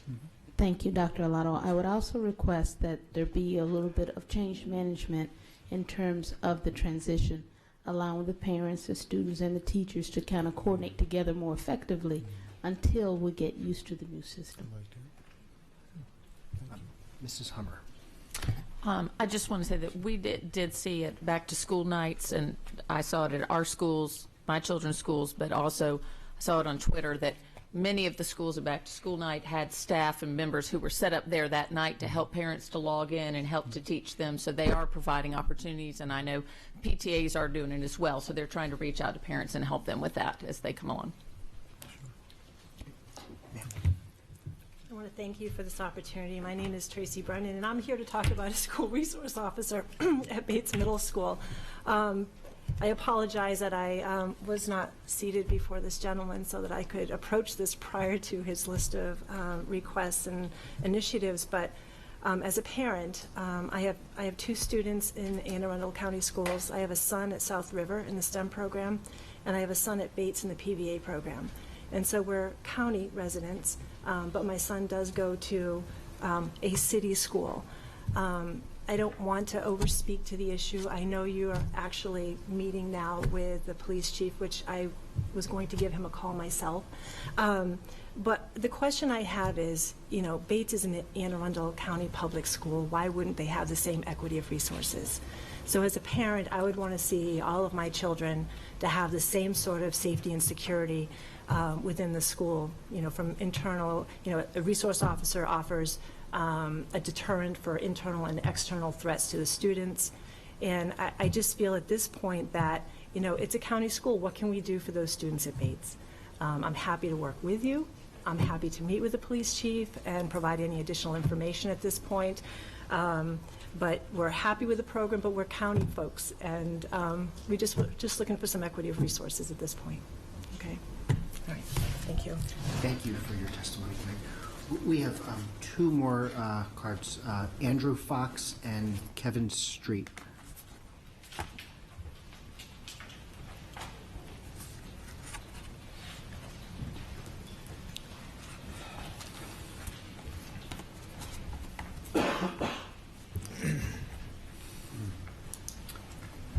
Hi, my name is Andrew Fox.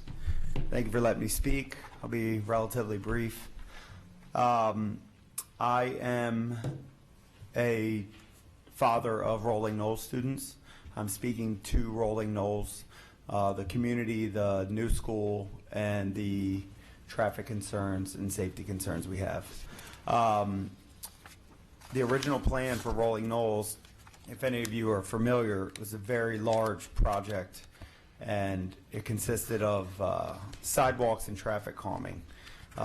there was a huge push from the neighborhood to move the entrance further into the neighborhood so that there wasn't a large backup of cars in front of about 4 houses that were the main issue. Well, the school was built, the entrance was moved.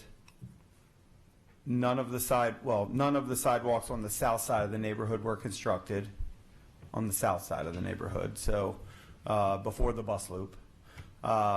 And no traffic calming was installed. So since the school was opened, we've been really working with Shira and other people in the county and our representatives to try to bring light to this and say we don't have anything.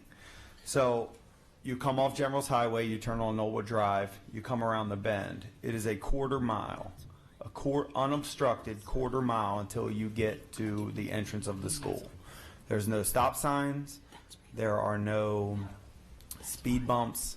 There are no signs. There's one small sign at the beginning that just shows like a school sign. There's nothing. We understand the budget concerns. We requested sidewalks, and we understand the money that goes into extending certain sidewalks.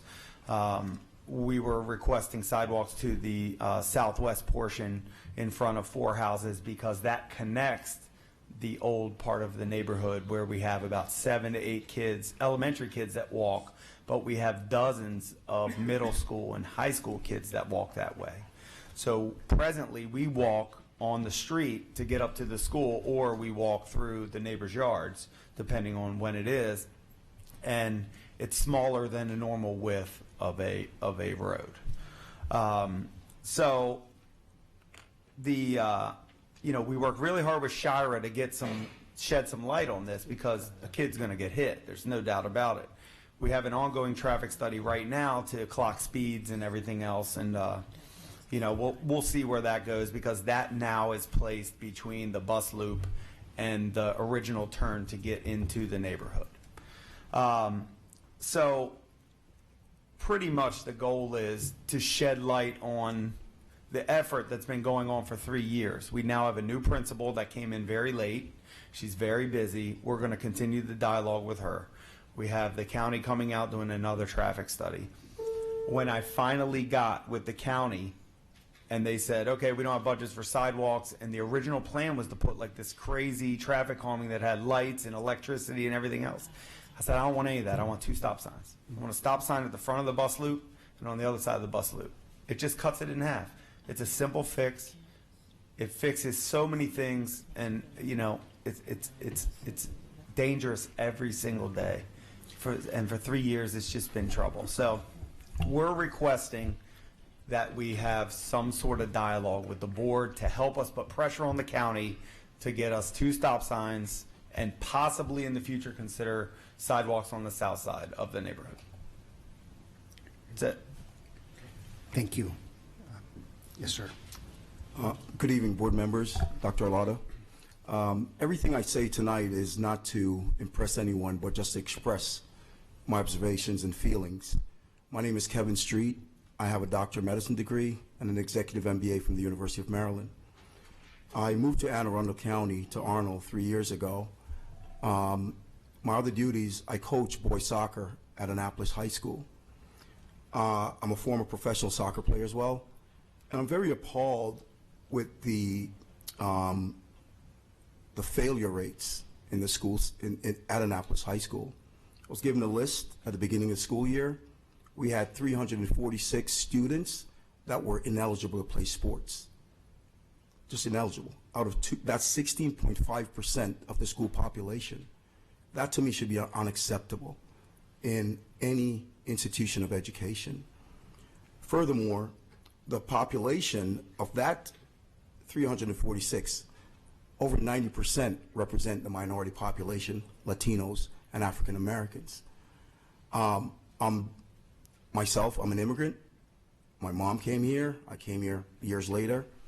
And some of these people are just behind. And a friend of mine wrote a book, and it says most sickness is homesickness. We need to understand what's going on in the home. We have kids with 0.0 GPA, 0.3, 0.5. I speak to these kids every day. I'm in the community. I make my life so flexible.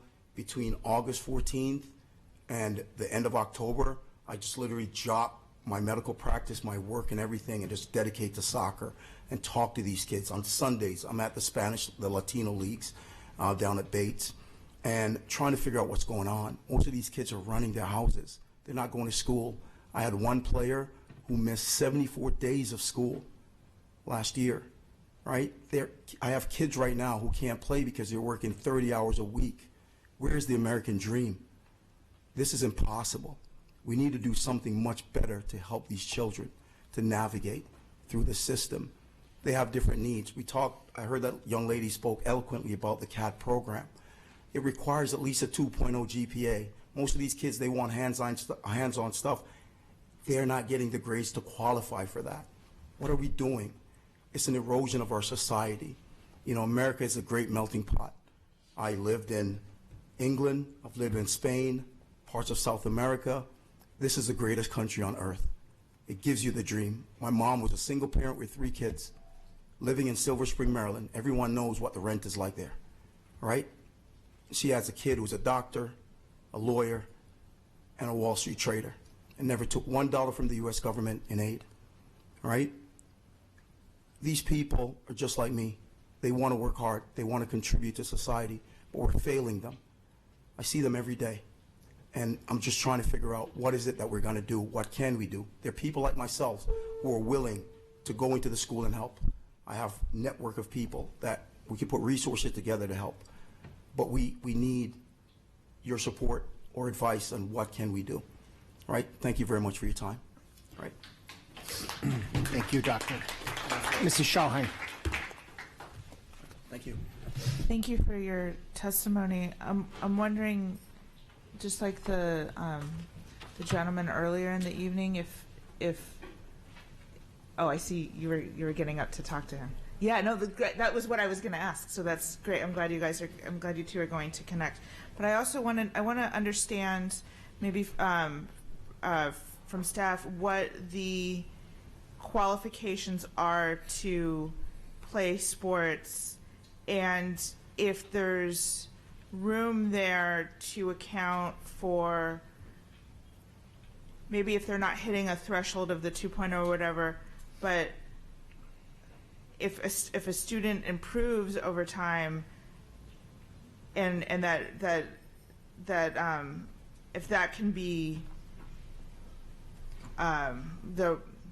take the place of the I guess I just want to know more about what the requirements are to play sports and how the eligibility or ineligibility works for that and for Cat North and Cat South, if that's possible. Sure, we'll certainly we'll address the sports since we've got. I just use sports as a platform. You know, it's just a platform. Right, sure. But certainly Dr. Street knows that we're obligated by the state to have some minimum grade point averages to play a sport. All right, so it's every jurisdiction, all 24 jurisdictions in the state, do it a little bit differently. We have probably, I would say, is the most progressive methodology of declaring somebody eligible, because you can be ineligible at the beginning of the season, and we give them a time period where there has to be some tutoring, and they get a time to bring their grades up, where then they can play. Correct, Coach? Correct, because we just had some players reinstated. Right, get reinstated, but they can be put on probationary status. They've got to meet with somebody several times a week and sign in. They've got to see teachers. They've got to get some work done. I'm being very short on my comments, but Coach knows what I'm talking about. Most jurisdictions do not do that. Most jurisdictions are you hit the date of March 1st for spring sports. I'm making that up, and you either have the GPA or you don't. In Anne Arundel County, we are very proud of and have cultivated this progressive system, because we know sometimes all the students don't hit the mark at the same time, and so we try and give them some more time to build that. If I could just say, Coach, thank you. I think you know what makes the difference. It's individual people like you, right? Yes, sir. It's the individual teacher in the classroom or out on the ball field, or is teaching the kids a club after school, FBLA we heard, or the theater coach, right? Getting the student connected to school, all of a sudden they start showing up, and they start taking their grades seriously because they get an adult in their life that cares about them and says you can do this, right? And so I want to thank you for that. Thank you. I just want one question. Is there any way we can set up some type of after-school tutoring program? I don't know if something is in place already, but what I'm saying is that we can get people, we have educators who are willing to lend time as a resource to do so. And that's something I think that would be important for some of these kids, because there's, you know, the ones who are in school, they're also struggling, but the first thing is to get them there, right? And that's what I'm trying to make sure. And it's not just for a student who plays sports, but for every student, because we want Annapolis to be much better. I live in Arnold, my kids go to Broadneck, but I'm dedicated to helping the kids who are being marginalized, right? Okay, thank you. So if and when we can find the staff or other volunteers, we get a lot of that in the elementary schools, which is great. Volunteers that want to come in and read with kids and do work with students. One of the things that has been, that has occurred over time in our schools, and you're aware of it at Annapolis High School with Panther Hour, right? So it's a time, because many of the students that we're trying to get, that you're talking about, aren't going to stay after school for tutoring. Correct. Right? Once they're gone for the day, right? And so we're trying to build more time in during the day. So Broadneck High School has Bruin Block, right? Yep. And it's divided into maroon and gray. And Annapolis has Panther Hour, and South River has the Nest Hour, right? And so these are times where students can not only attend clubs and hopefully get connected, check in and see a coach. I think Ms. Schalheim and I went, we were during the Bruin Block, we were visiting Broadneck High School. We just happened to go into the soccer coach's classroom during that time. And guess who was in there? It was packed. It was packed with students. Many of them soccer players, but many not, because this is somebody that kids connected to. And so we're trying to find those opportunities to build into the school day, because the exact students that we want, that you're talking about, that we want to get in touch with, aren't staying after school. Yes, sir. Right?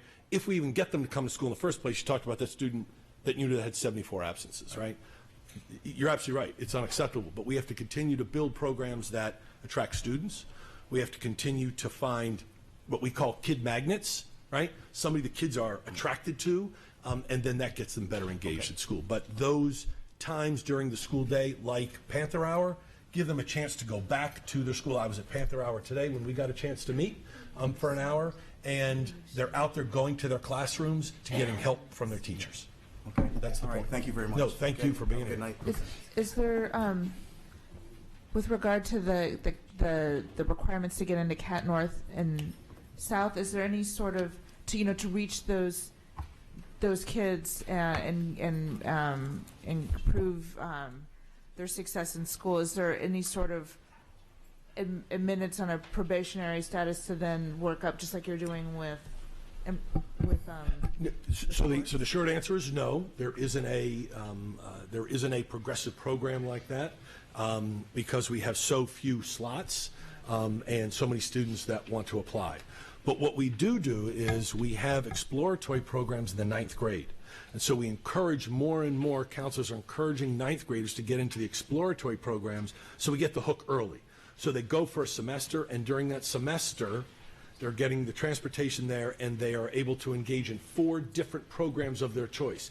It could be culinary and construction trades and masonry or whatever it is, and that way we try and get them connected early, so they know, hey, if I want to do this program, I got to work on my grades early so that I can get in the program. Most programs are 2 years. There are some that are 3 years, like cosmetology is a 3-year program. But we try and get them hooked early by doing exploratory programs in the 9th grade. Thank you. Yes. Okay. We've got one more public comment. I'm sorry. Good evening, everyone. Hello, Board. Helen Wilkerson, President of Secretaries Assistance Association. I'm in the county. I always get stuck with that. I'm just here for a second to say thank you. I was unable to attend the day we ratified with you because it was during the day hours, and of course I had to work. I did not have release time for that day.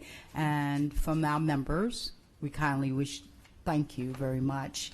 We also like to thank the payroll department, HR, Ms. Hughes, for being so expeditious in getting the compensation to our members and letting them know what their raises are in step. And we have a lot of happy people thanks to you all, and of course the county and the executive for putting the money in place.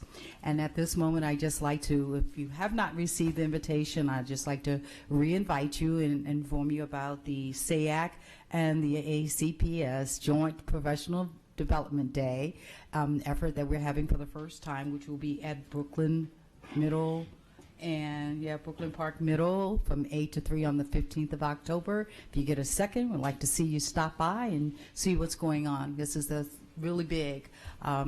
We have full house, 300 participants, and about 70 on waiting list. So we're really glad that we are able to do that this year. And thank you. Thank you. Mrs. Shahheim. Sorry, what was that date again? October 15th. Thank you. Ms. Antoine. Every single. President Gillen, I have a comment about earlier testimony. Is now the time? Absolutely. Okay. Yeah. I wanted to address what Judge Barber shared with us about the zero tolerance for bias language and behavior at our schools. I want to first say the incident that was mentioned, I appreciate that the actions that have been taken so far by our coaches, by our community, and certainly by our students, recognizing that wrong is wrong.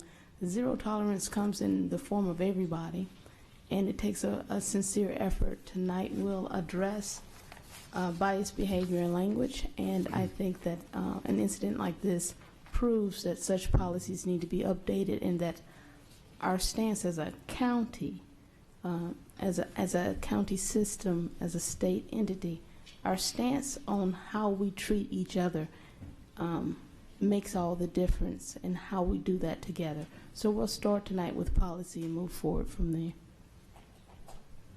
Well said. Thank you, Ms. Antoine. We'll now move, again, as the revised agenda now has item 7.02, biased behavior and language. This is a third reading policy revision. So, Dr. Arlotto, can we have your recommendation, please? Yes, sir. I recommend board approval of policy JO, subject to final correction for style, and format. Great, thank you, Dr. Arlotto. And Mrs. Corcadell, I know we had tabled this from the prior meeting, so I know we already have a motion on the floor, so I'll turn to you. Thank you, President Gilliland. You're absolutely correct. As you recall, we did adopt language record that was designed to mirror in similar for the bullying policy that we passed last time. And if you also recall, there was a serious question raised by our policy attorney, and in the absence of our attorney being present, we decided to table it, although we did go through the votes to vote in the amendment that was requested.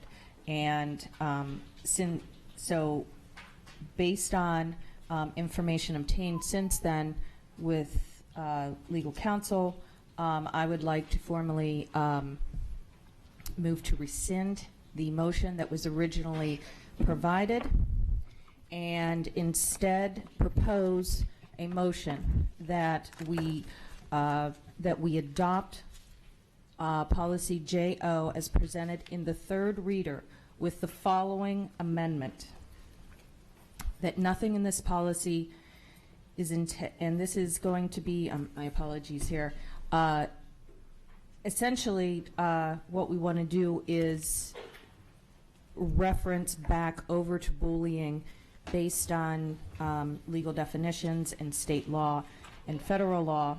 So I'm proposing a amendment in replacement that under section C, that we create a subsection 6 that states the following: nothing in this policy is intended to limit or otherwise affect the purpose, position, and implementation of Board Policy JCCA titled Bullying, Cyberbullying, Harassment, and Intimidation that was just passed during our last session. Okay. Second. So we've got two things, if I may, and I'm just using my cheat sheet here. I just want to make sure we do things right. So there's a difference between withdrawing and rescinding, and in this case, because the vote had occurred, we need to rescind, and rescinding requires a two-thirds vote. So, and no, I'm sorry, I didn't have my cheat sheet in hand when we were. So if I may ask you just to temporarily pause on the amendment that you'd like to make. We need to vote to rescind what had previously passed. So this, Mrs. Howe, two-thirds vote required, so 6 votes of the board required to rescind Mrs. Corcadel's prior amendment. Would you please call the roll? Did there need to be a motion, a second? And I had already motioned it, so it's, yeah, and it was seconded, yes. Thank you. Beginning with Mr. Leib. Aye. Ms. Hummer? Aye. Ms. Alvey? Aye. Ms. Corkadell? Aye. Mr. Grannon? Aye. Ms. Schallheim? Aye. Ms. Ellis? Aye. Ms. Antwine? Aye. Mr. Gilliland? Aye. Motion passes 9-0. Okay, so now we're formally rescinded, and now we'll take the new motion. Okay, so to state again, I would like to present a motion that states that under Section C, a new subsection of 6 be created to state that nothing in this policy is intended to limit or otherwise affect the purpose, position, and implementation of Board Policy JCCA titled Bullying, Cyberbullying, Harassment, and Intimidation. And then I just wanted to make a couple commentary. As I said in the beginning, we want to make sure that we get it right. And so I am proposing this because this will, in effect, allow the intent of political affiliation to be carried out through our policy in a manner that does not conflict with other intents. And bias behavior fell under that category, unbeknownst to me. And so, working collaboratively with our advisement of attorney, this was recommended, and I am now requesting adoption. Okay, so now we have the motion and the second. Board discussion, Ms. Antwine. I have a question for you, Ms. Ortiz. The last meeting we requested, the request came from you to introduce additional language. Does the language that you're introducing to us tonight, does it align with the motion, or is it something different? So this motion will take care of, I'm sorry, for the record, Jeanette Ortiz, Legislative and Policy Council. So Ms. Corcadel's motion will take care of the concerns that I and staff had with the initial proposed language. Thank you. Thank you. Okay. Any further board questions or comments? Again, this is just on Mrs. Corcadel's amendment at this point. Seeing none, any public comment on the amendment only? Seeing none, Mrs. Howe, this is a vote on Mrs. Corcadel's amendment. Would you please call the roll? Mr. Leib? Aye. Ms. Hummer? Ms. Alvey? Aye. Ms. Corkadell? Aye. Mr. Grannon? Aye. Ms. Schallheim? Aye. Ms. Ellis? Aye. Ms. Antwine? Aye. Mr. Gilliland? Aye. Amendment passes 9-0. Great, thank you. And now we're back to do we need to do Vote on the policy as amended. Vote on the policy itself. okay. All right, so any board discussion and comment on the larger policy that's being considered? Seeing no board questions or comments, public, oh, yeah. Very quick, sorry. You almost did. I guess I just want to take this opportunity, maybe we don't do enough of this up here, but to commend Ms. Corkadell for thinking about the concerns of all of our students and introducing this this concern about political bias and politically motivated bullying, and then also for being thoughtful and responsible enough to take the advice of legal counsel in terms of, being okay with implementing that change to the bullying policy and not to the bias policy for the reasons stated. So I just want to commend you for your thoughtfulness on that. Thank you, sir. Thank you, Mr. Grannon. We'll now move to public comment. We have one card on this, Mary Dodoni, and anybody else that would like to comment on this policy, you're welcome to come forward at this time.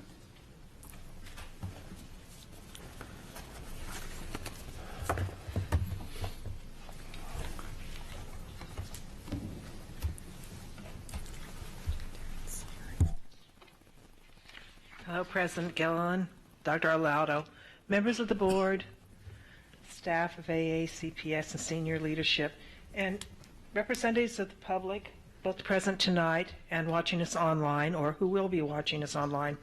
I come before you this evening at the explicit direction of President Jacqueline Alsop of the Anne Arundel County NAACP and representing our branch's members in our position with respect to the bias behavior and language policy and regulation. As our second Vice President Barber testified, the NAACP receives many complaints of biased behavior and language each year. Most, but not all of these, are explicitly related to racial and ethnic bias.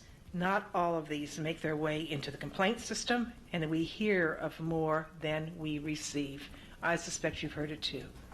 The N-word, and I know people bolder would also use terms for young girls, hoes and sluts, are thrown around regularly on the buses and in the school halls. At least that's what we hear. The Anne Arundel County NAACP strongly believes and advocates for passing of this policy. It is in the spirit of community collaboration, which has been elevated by Dr. Arlaudo and County Executive Pittman, that we come to you tonight. We thank you for your commitment, and we continue to offer ours in seeing that this is enforced. However, and I don't know if however is appropriate, in addition, the incident that Second Vice President Barber presented is just one example of the type of biased language our constituents faced regularly in AACPS and at AACPS events. The frequency of these events and incidents is known in the public. I echo the sentiment that there must be a zero tolerance policy. It is widely accepted that most regular reason for referrals is insubordination and, I want to say disrespect, but thank you.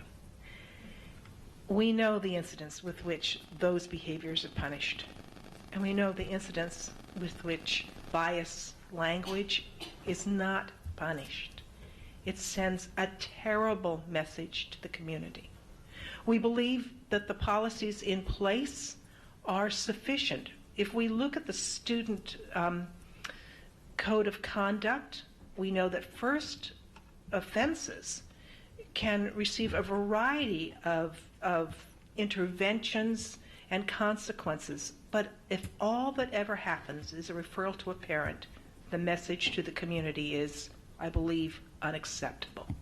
Thank you very much for hearing us. Thank you, Dr. Dodoni. Any further public comment on this policy? Mrs. Hummer, sorry.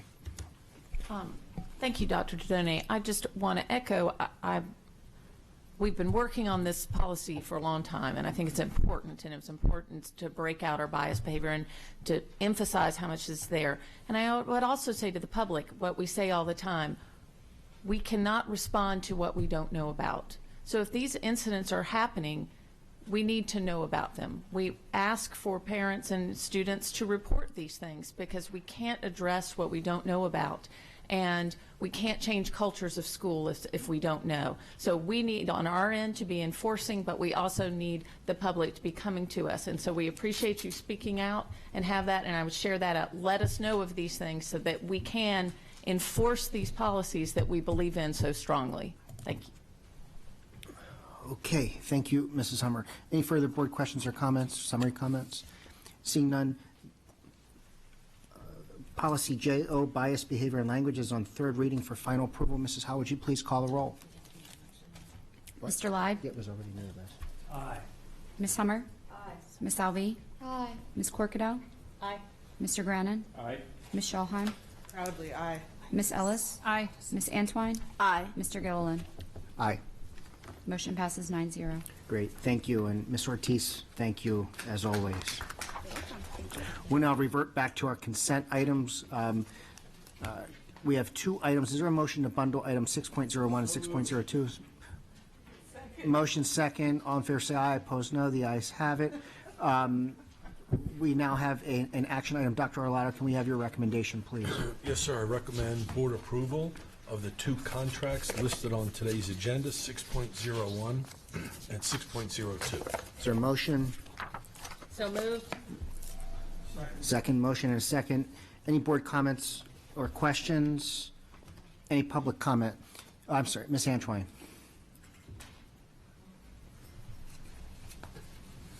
I just have one question about the business program. Wanted to know if this program was, is it just an enrichment opportunity for the students, or is it fully integrated into the lessons of the school? Sure. For the record, Alex Schechter, the Chief Operating Officer. So it is fully integrated into the curriculum.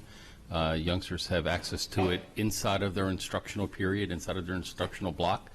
They have and that's part of the curriculum, right? They have access to it during their extended day.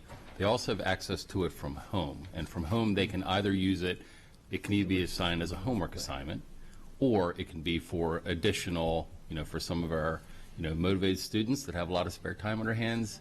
They can learn more math and science instead of some other electronic device. But yeah, it's integrated and it's very easy to get to. It's on our splash page.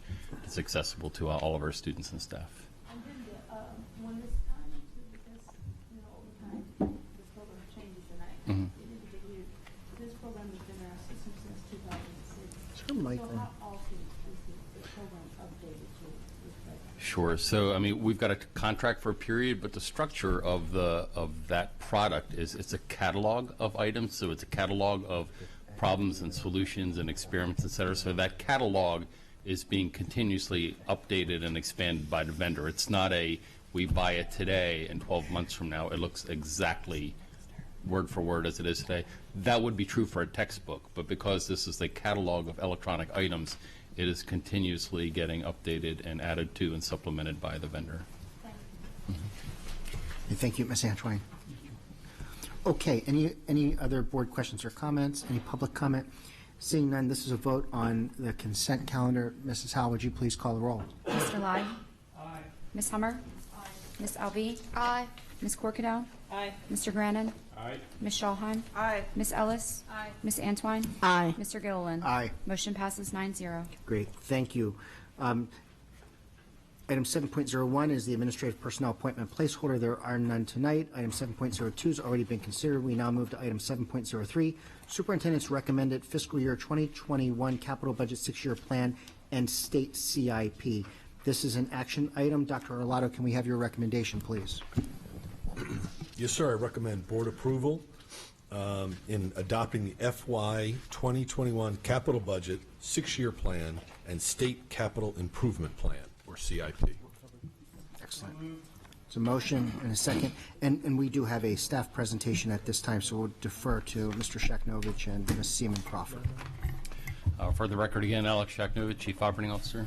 Lisa Seaman Crawford, Director of Facilities. And item 7.03 is brought to you this evening as an action item regarding the capital budget.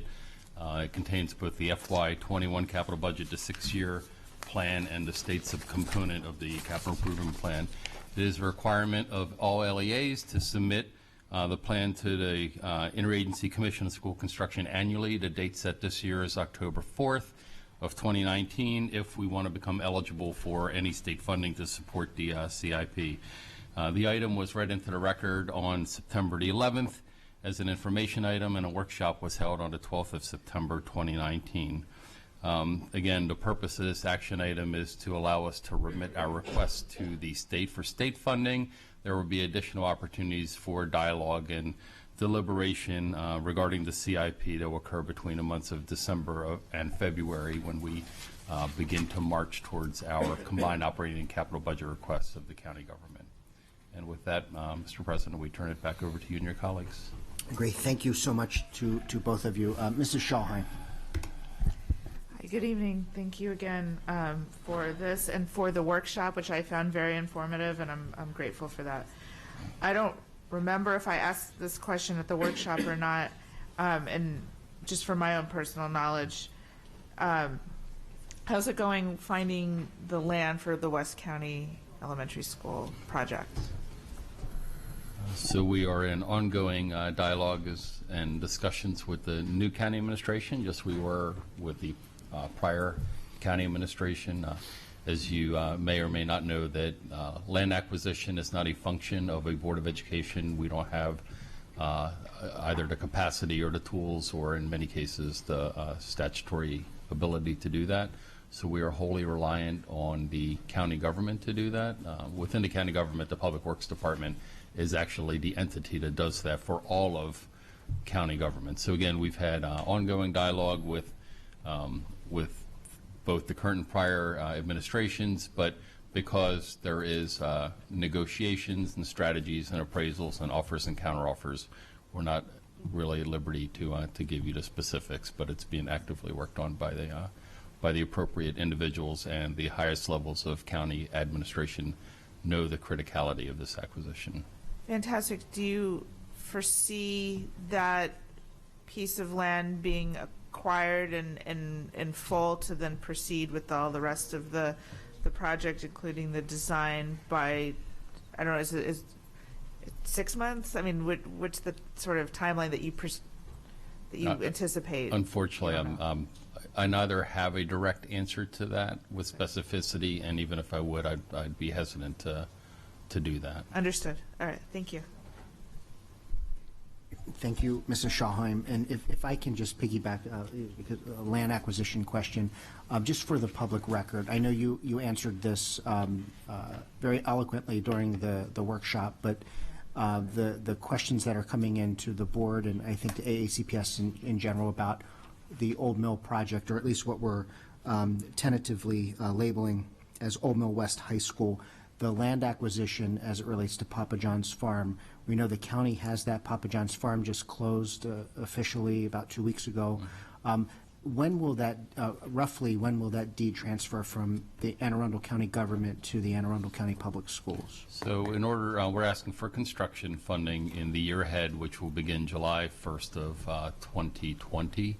So we would anticipate that land transfer occurring relatively close to that. Okay. It's been our posture, Mr. President, that we tend to prefer not to accept the land too early. Once we accept the land, we have full ownership to it. We have to maintain it. We have to lock, stock, and barrel it, cut the grass and everything out there. So it's our preference to allow others to potentially do that for us until the last moment when we actually need it.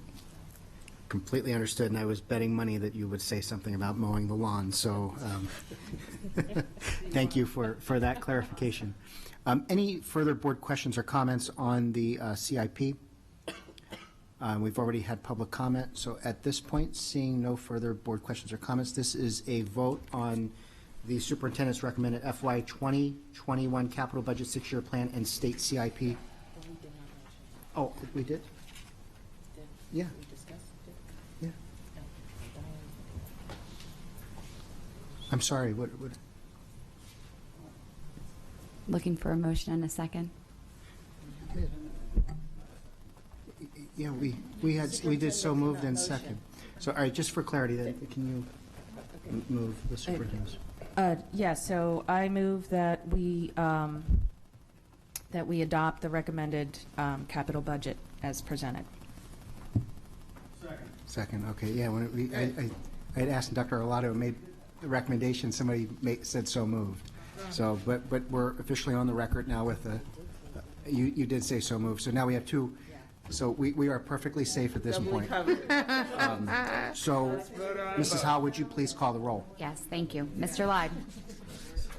Aye.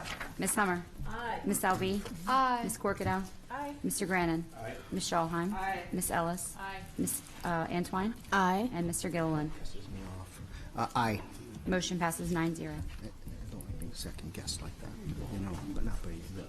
All right, item 7.04 is the FY 2020 Comprehensive Maintenance Plan. This is an action item. Dr. Arlotto, can we have your recommendation, please? Yes, sir. Yes, sir. I recommend board approval of the fiscal year 2020 Comprehensive Maintenance Plan. Is there a motion? So moved. So moved and second. Everybody heard that? There's been a motion and a second. Okay.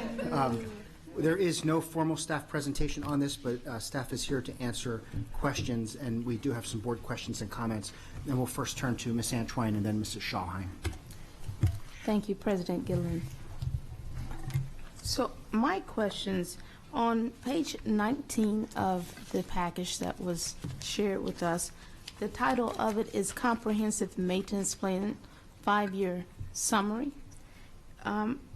The second to the last line talks about water treatment. However, when I went through the plan, it talked about an unfunded requirement for the lead work that is being done in our water.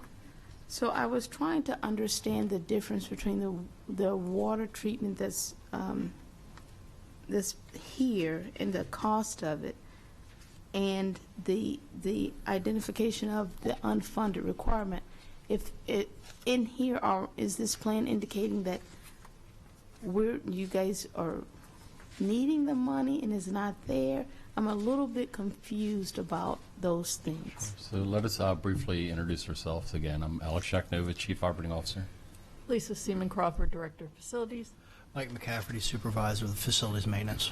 So this water treatment line item that you see here, we have a number of schools that are not on public utilities. They're on wells. And we have to extract that water. We have to treat it to bring it to potable standards and then deliver it into the building for distribution. So as a categorical item, we have to budget for when those water extraction, the water treatments, the water conveyance systems. We don't have a requirement. None of those systems are up for replacement in FY21. But if you see from 22 to 25, there's about $1 million worth of those items that would be scheduled for attention. So we're not asking for funding in the current year. So it's unfunded in the current year, but that's because we don't have anything due. But we will have things due in the next few years. So in the next couple of years, you'll see requests coming through for that. So then that's separate from the lead. Sure, that's entirely separate. We actually just dealt with that. Well, we dealt with that in a couple ways. One, you just adopted the capital budget. And during the workshop, I think you may recall that we actually, the very first item in the item that you just approved is called Health and Safety 21. The requested value in that capital item was actually increased so that we could have additional capital monies to deploy towards that initiative. Concurrent with that, there was an additional increase in operations and maintenance funding in this current budget, the one that the County Council approved last June, to address that. That was funded. And there was a request for a position, an additional position in this budget that was just adopted this past June. That was funded, and that position has been filled. So I think all the pieces are coming together. Right, are in place to address that specific question. Thank you. Yes, ma'am. Yes, sorry. Yes, Ms. Schallheim? Hi, good evening. Thank you for this. I read all of it, and I have a few questions. On page 14, well, the title is Additional Responsibilities Included, and it's the fourth bullet down, analyzing schools' electronic consumption profiles via NLX demand response and insight programs. And then it states that currently the system has 50 schools enrolled in this program. What is this, and how can more schools participate? So you have to have a certain level of consumption. So this is a program that's managed as part of the PGM grid system, the grid system that maintains the Mid-Atlantic portion of the power grid. So it's a program that is put forward by them and managed by them, and they have eligibility criteria. And the eligibility criteria has to do with both total consumption and peak demand. So they create each and every year the prior year's energy consumption on both a macro and peak level is analyzed, and those schools that meet the threshold of being enrolled into the PGM program, the XL demand response system is sort of the code word for it, but it really is a PGM Mid-Atlantic grid system initiative to basically do load shedding during peak time, so they don't have to spin up their cogeneration plants. It avoids brownouts. It avoids peak energy costs for us. But again, those thresholds are established by them, and each and every year we analyze. So only about 50 of our small schools don't even reach the threshold levels to which they would really. So they have to be high consumers to start with. Yes, bigger buildings, older buildings, fully air-conditioned building. I mean, all the things that you think would drive up total consumption and peak consumption, because they look at it in both ways as triggers. And then what sorts of things do we do to shed load? Is that just ticking up the thermostat a few degrees? No, Is it when they issue a call, we have a very limited period of time. All the schools drill on this. We have to turn off air conditioning, we turn off lights, we turn off unneeded equipment. It's essentially a mandatory participatory program. So. Are students in the building when we're turning off AC? Potentially, but rarely. These events typically occur in the latter part of the day when we know that that's occurring. One of the things we do is we basically try to pre-cool the buildings. Again, there is warning time. The schools know it's just not an immediate thing, so we've got strategies in place to sort of glide out the rest of the day. So, for example, we'll know, they will let us know that tomorrow is a warning, a potential day, and then that morning they'll sort of give us a sort of insider baseball like we think, or maybe not, and then they'll tell us an approximate time if it's more likely than not. We get the ball rolling in terms of getting, the things in place. But for example, it could go in place at 2 o'clock, and it'll run from like 2 o'clock to 5 o'clock. By then, we can kind of coast out the rest of that day. So that's great. I know they do this with residential. So thank you for. Yeah, this is on a very, very big scale, and again, so this really came to be after not our grid, but just north of us, the grid that really covers New York and points east and north of there, suffered some large-scale brownouts and had a multi-day event.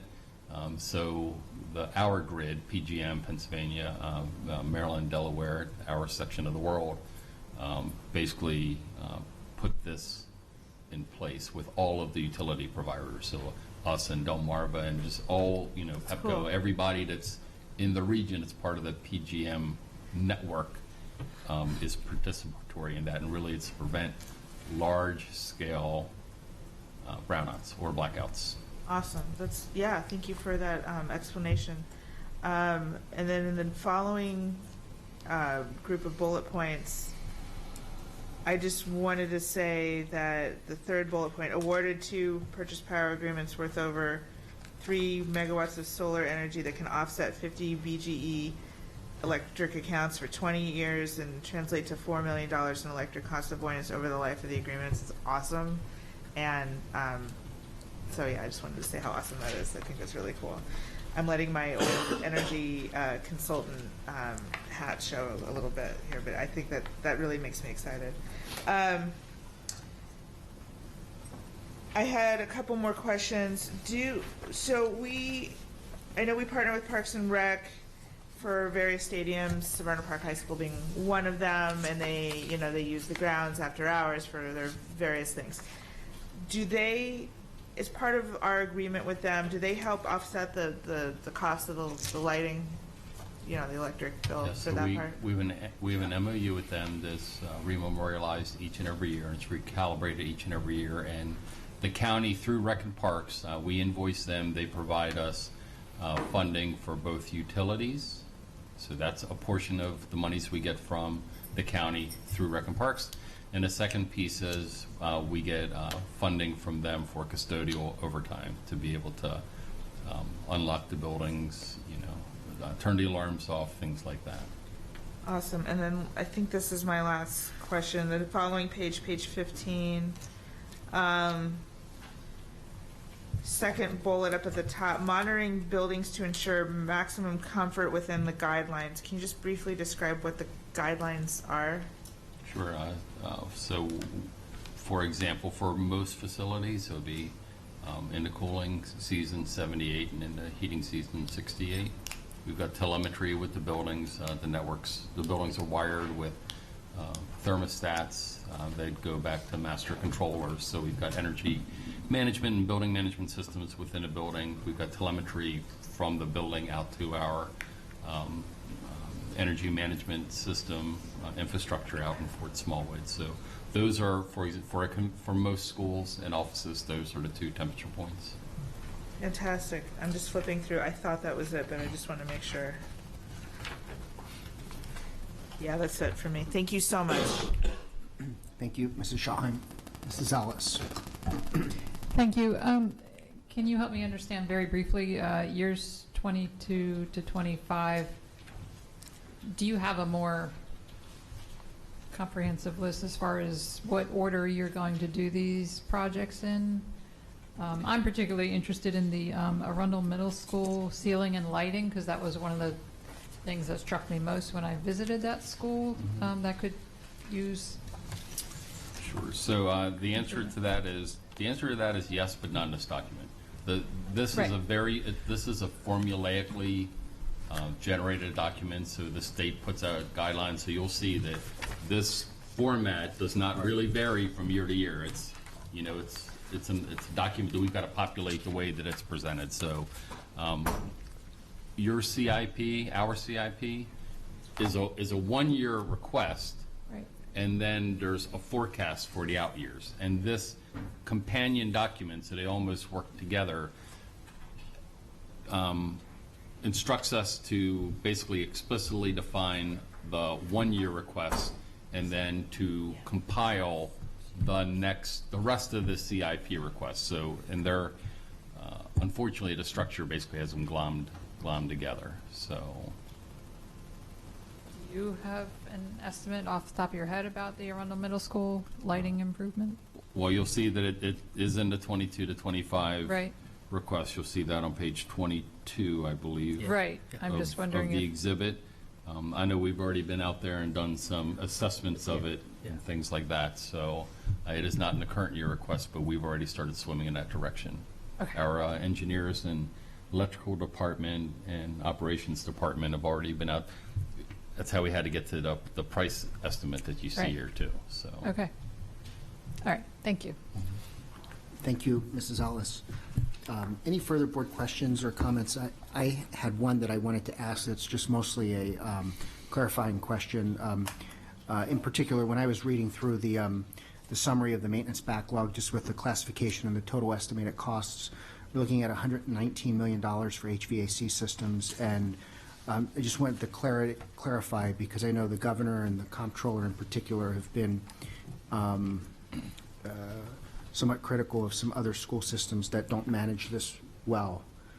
And I think we do an awesome job, and you and your team do an amazing job managing this. But for the public record, the $119 million that's being asked for HVAC, is that mostly preventive maintenance services, or is that to correct air conditioning systems, heat systems, whatever, that may be already malfunctioning? No.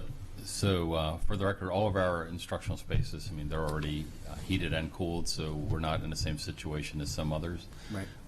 This is not, our operating budget supports the maintenance and the preventive maintenance and the scheduled water treatment and everything else that has to do with the existing systems.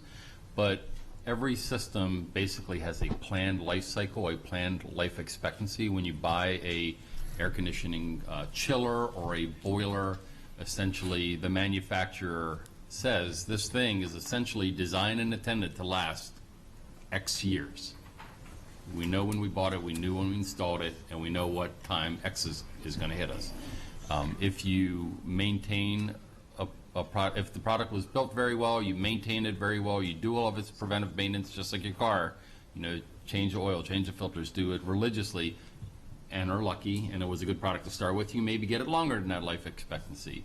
Conversely, if it didn't come off the assembly line the way that everybody intended, or you have bad luck and it gets hit by lightning or any other thing like that, you could have less. So that backlog that you see there is basically the amount of systems that either have or are expected within that time period, 21 to 25, to have exceeded that predetermined manufacturer's estimated life cycle for that component, if that makes any sense. So they are working, but we know that they are getting near what the engineers and the manufacturers had intended for that piece of equipment to be.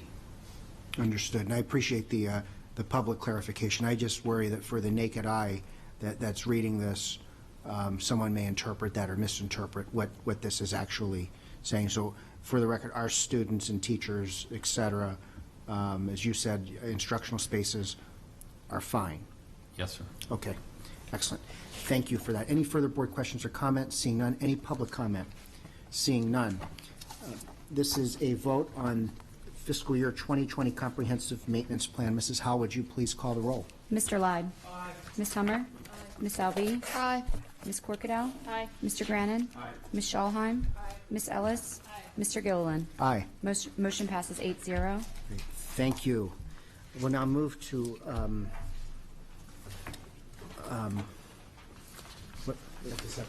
okay. We'll now move to item 8.01, review items. This is award of contracts. No presentation, but certainly if there are board questions or comments, we can hear those now. Mrs. Schallheim. It's predicted. I know, I'm sorry, I always have questions. So under award number 1, I noticed that our MBE goal isn't being met. Is that because we tried to engage those particular contractors and they weren't available for that work? Or was there another set of circumstances that? So this is another set of circumstances. So we basically have a goal of 15% for all of our architectural engineering services. Yeah. This is the design and replacement of one discrete item within a building, and it's an item that does not, from a design basis, really have subcomponents, doesn't rely on subconsultants. So for example, if you're designing a building, obviously you've got lead architects, but then you have other opportunities. You have many other engineering disciplines, you have interior design disciplines, et cetera. There are opportunities to pick up, but this is a very discrete item. You have to be to design this, you have to be on the county's approved list of fire protection engineers. You have to be licensed by the state of Maryland as a fire protection engineer capable of doing this. And unfortunately, it's such a small, discrete pool of potential candidates and such a discrete light on the work that we were not able to achieve 15%. That is still documented, so even though somebody doesn't get it, they still have to go through a vetting process for our MSBE office to confirm that they in fact did attempt. Got it. Yep. But were not able to legitimately reach that target. Thank you for that explanation. One more question involving awards 2 and 3. I noticed they were contract modifications, so I wondered, are these extra expenses predicted or foreseen, or were these unforeseen things that came up to warrant the contract modification and the additional monies that involves? No, basically, so if you go back to the front of your cover, any modification that's more than $100,000 has to be brought to your attention. So essentially, the contract has a duration, but we load money into that contract each year. So this is the money greater than $100,000. So for this particular contract, on page 5, the one that you referenced, item 2, this is the last year of that contract. We put funding into it so they can discharge this year. As you'll see, the next contract afterwards, the initial term expires May 31, 2020, and 2 more extension options. So this amount of money will get us to the 2020 date, but you're going to see this thing Got it. 2 more times if we put more than $100,000 into the contract in 21, and then again in 22 when it eventually terms out, and then there's no more renewal options left Perfect. here. That's a great explanation. Thank you so much. Appreciate it. Thank you. Okay, thank you, Mrs. Schallheim. Any other board questions or comments? Any public comment? Seeing none. Momentarily, Mrs. Corkadell is going to read a motion because we do have to re-enter closed session to hear 2 appeals. But just to announce our upcoming meetings, the next general meeting of the Board of Education will be on Thursday, October 10th, 2019 at 10 a.m. in this room. The next meeting of the Policy Committee will be Wednesday, October 23rd, 2019 at 4 p.m. here in the boardroom. And the next Budget Committee meeting will be Wednesday, October 23rd, 2019 at 5 p.m. here in the boardroom. And with that, Mrs. Corkadell. Thank you, Mr. President. I move that the board go into closed session to consult with counsel to obtain legal advice on a legal matter. There's a motion and a second. All those in favor say aye. Opposed, no. We stand adjourned. Thank you.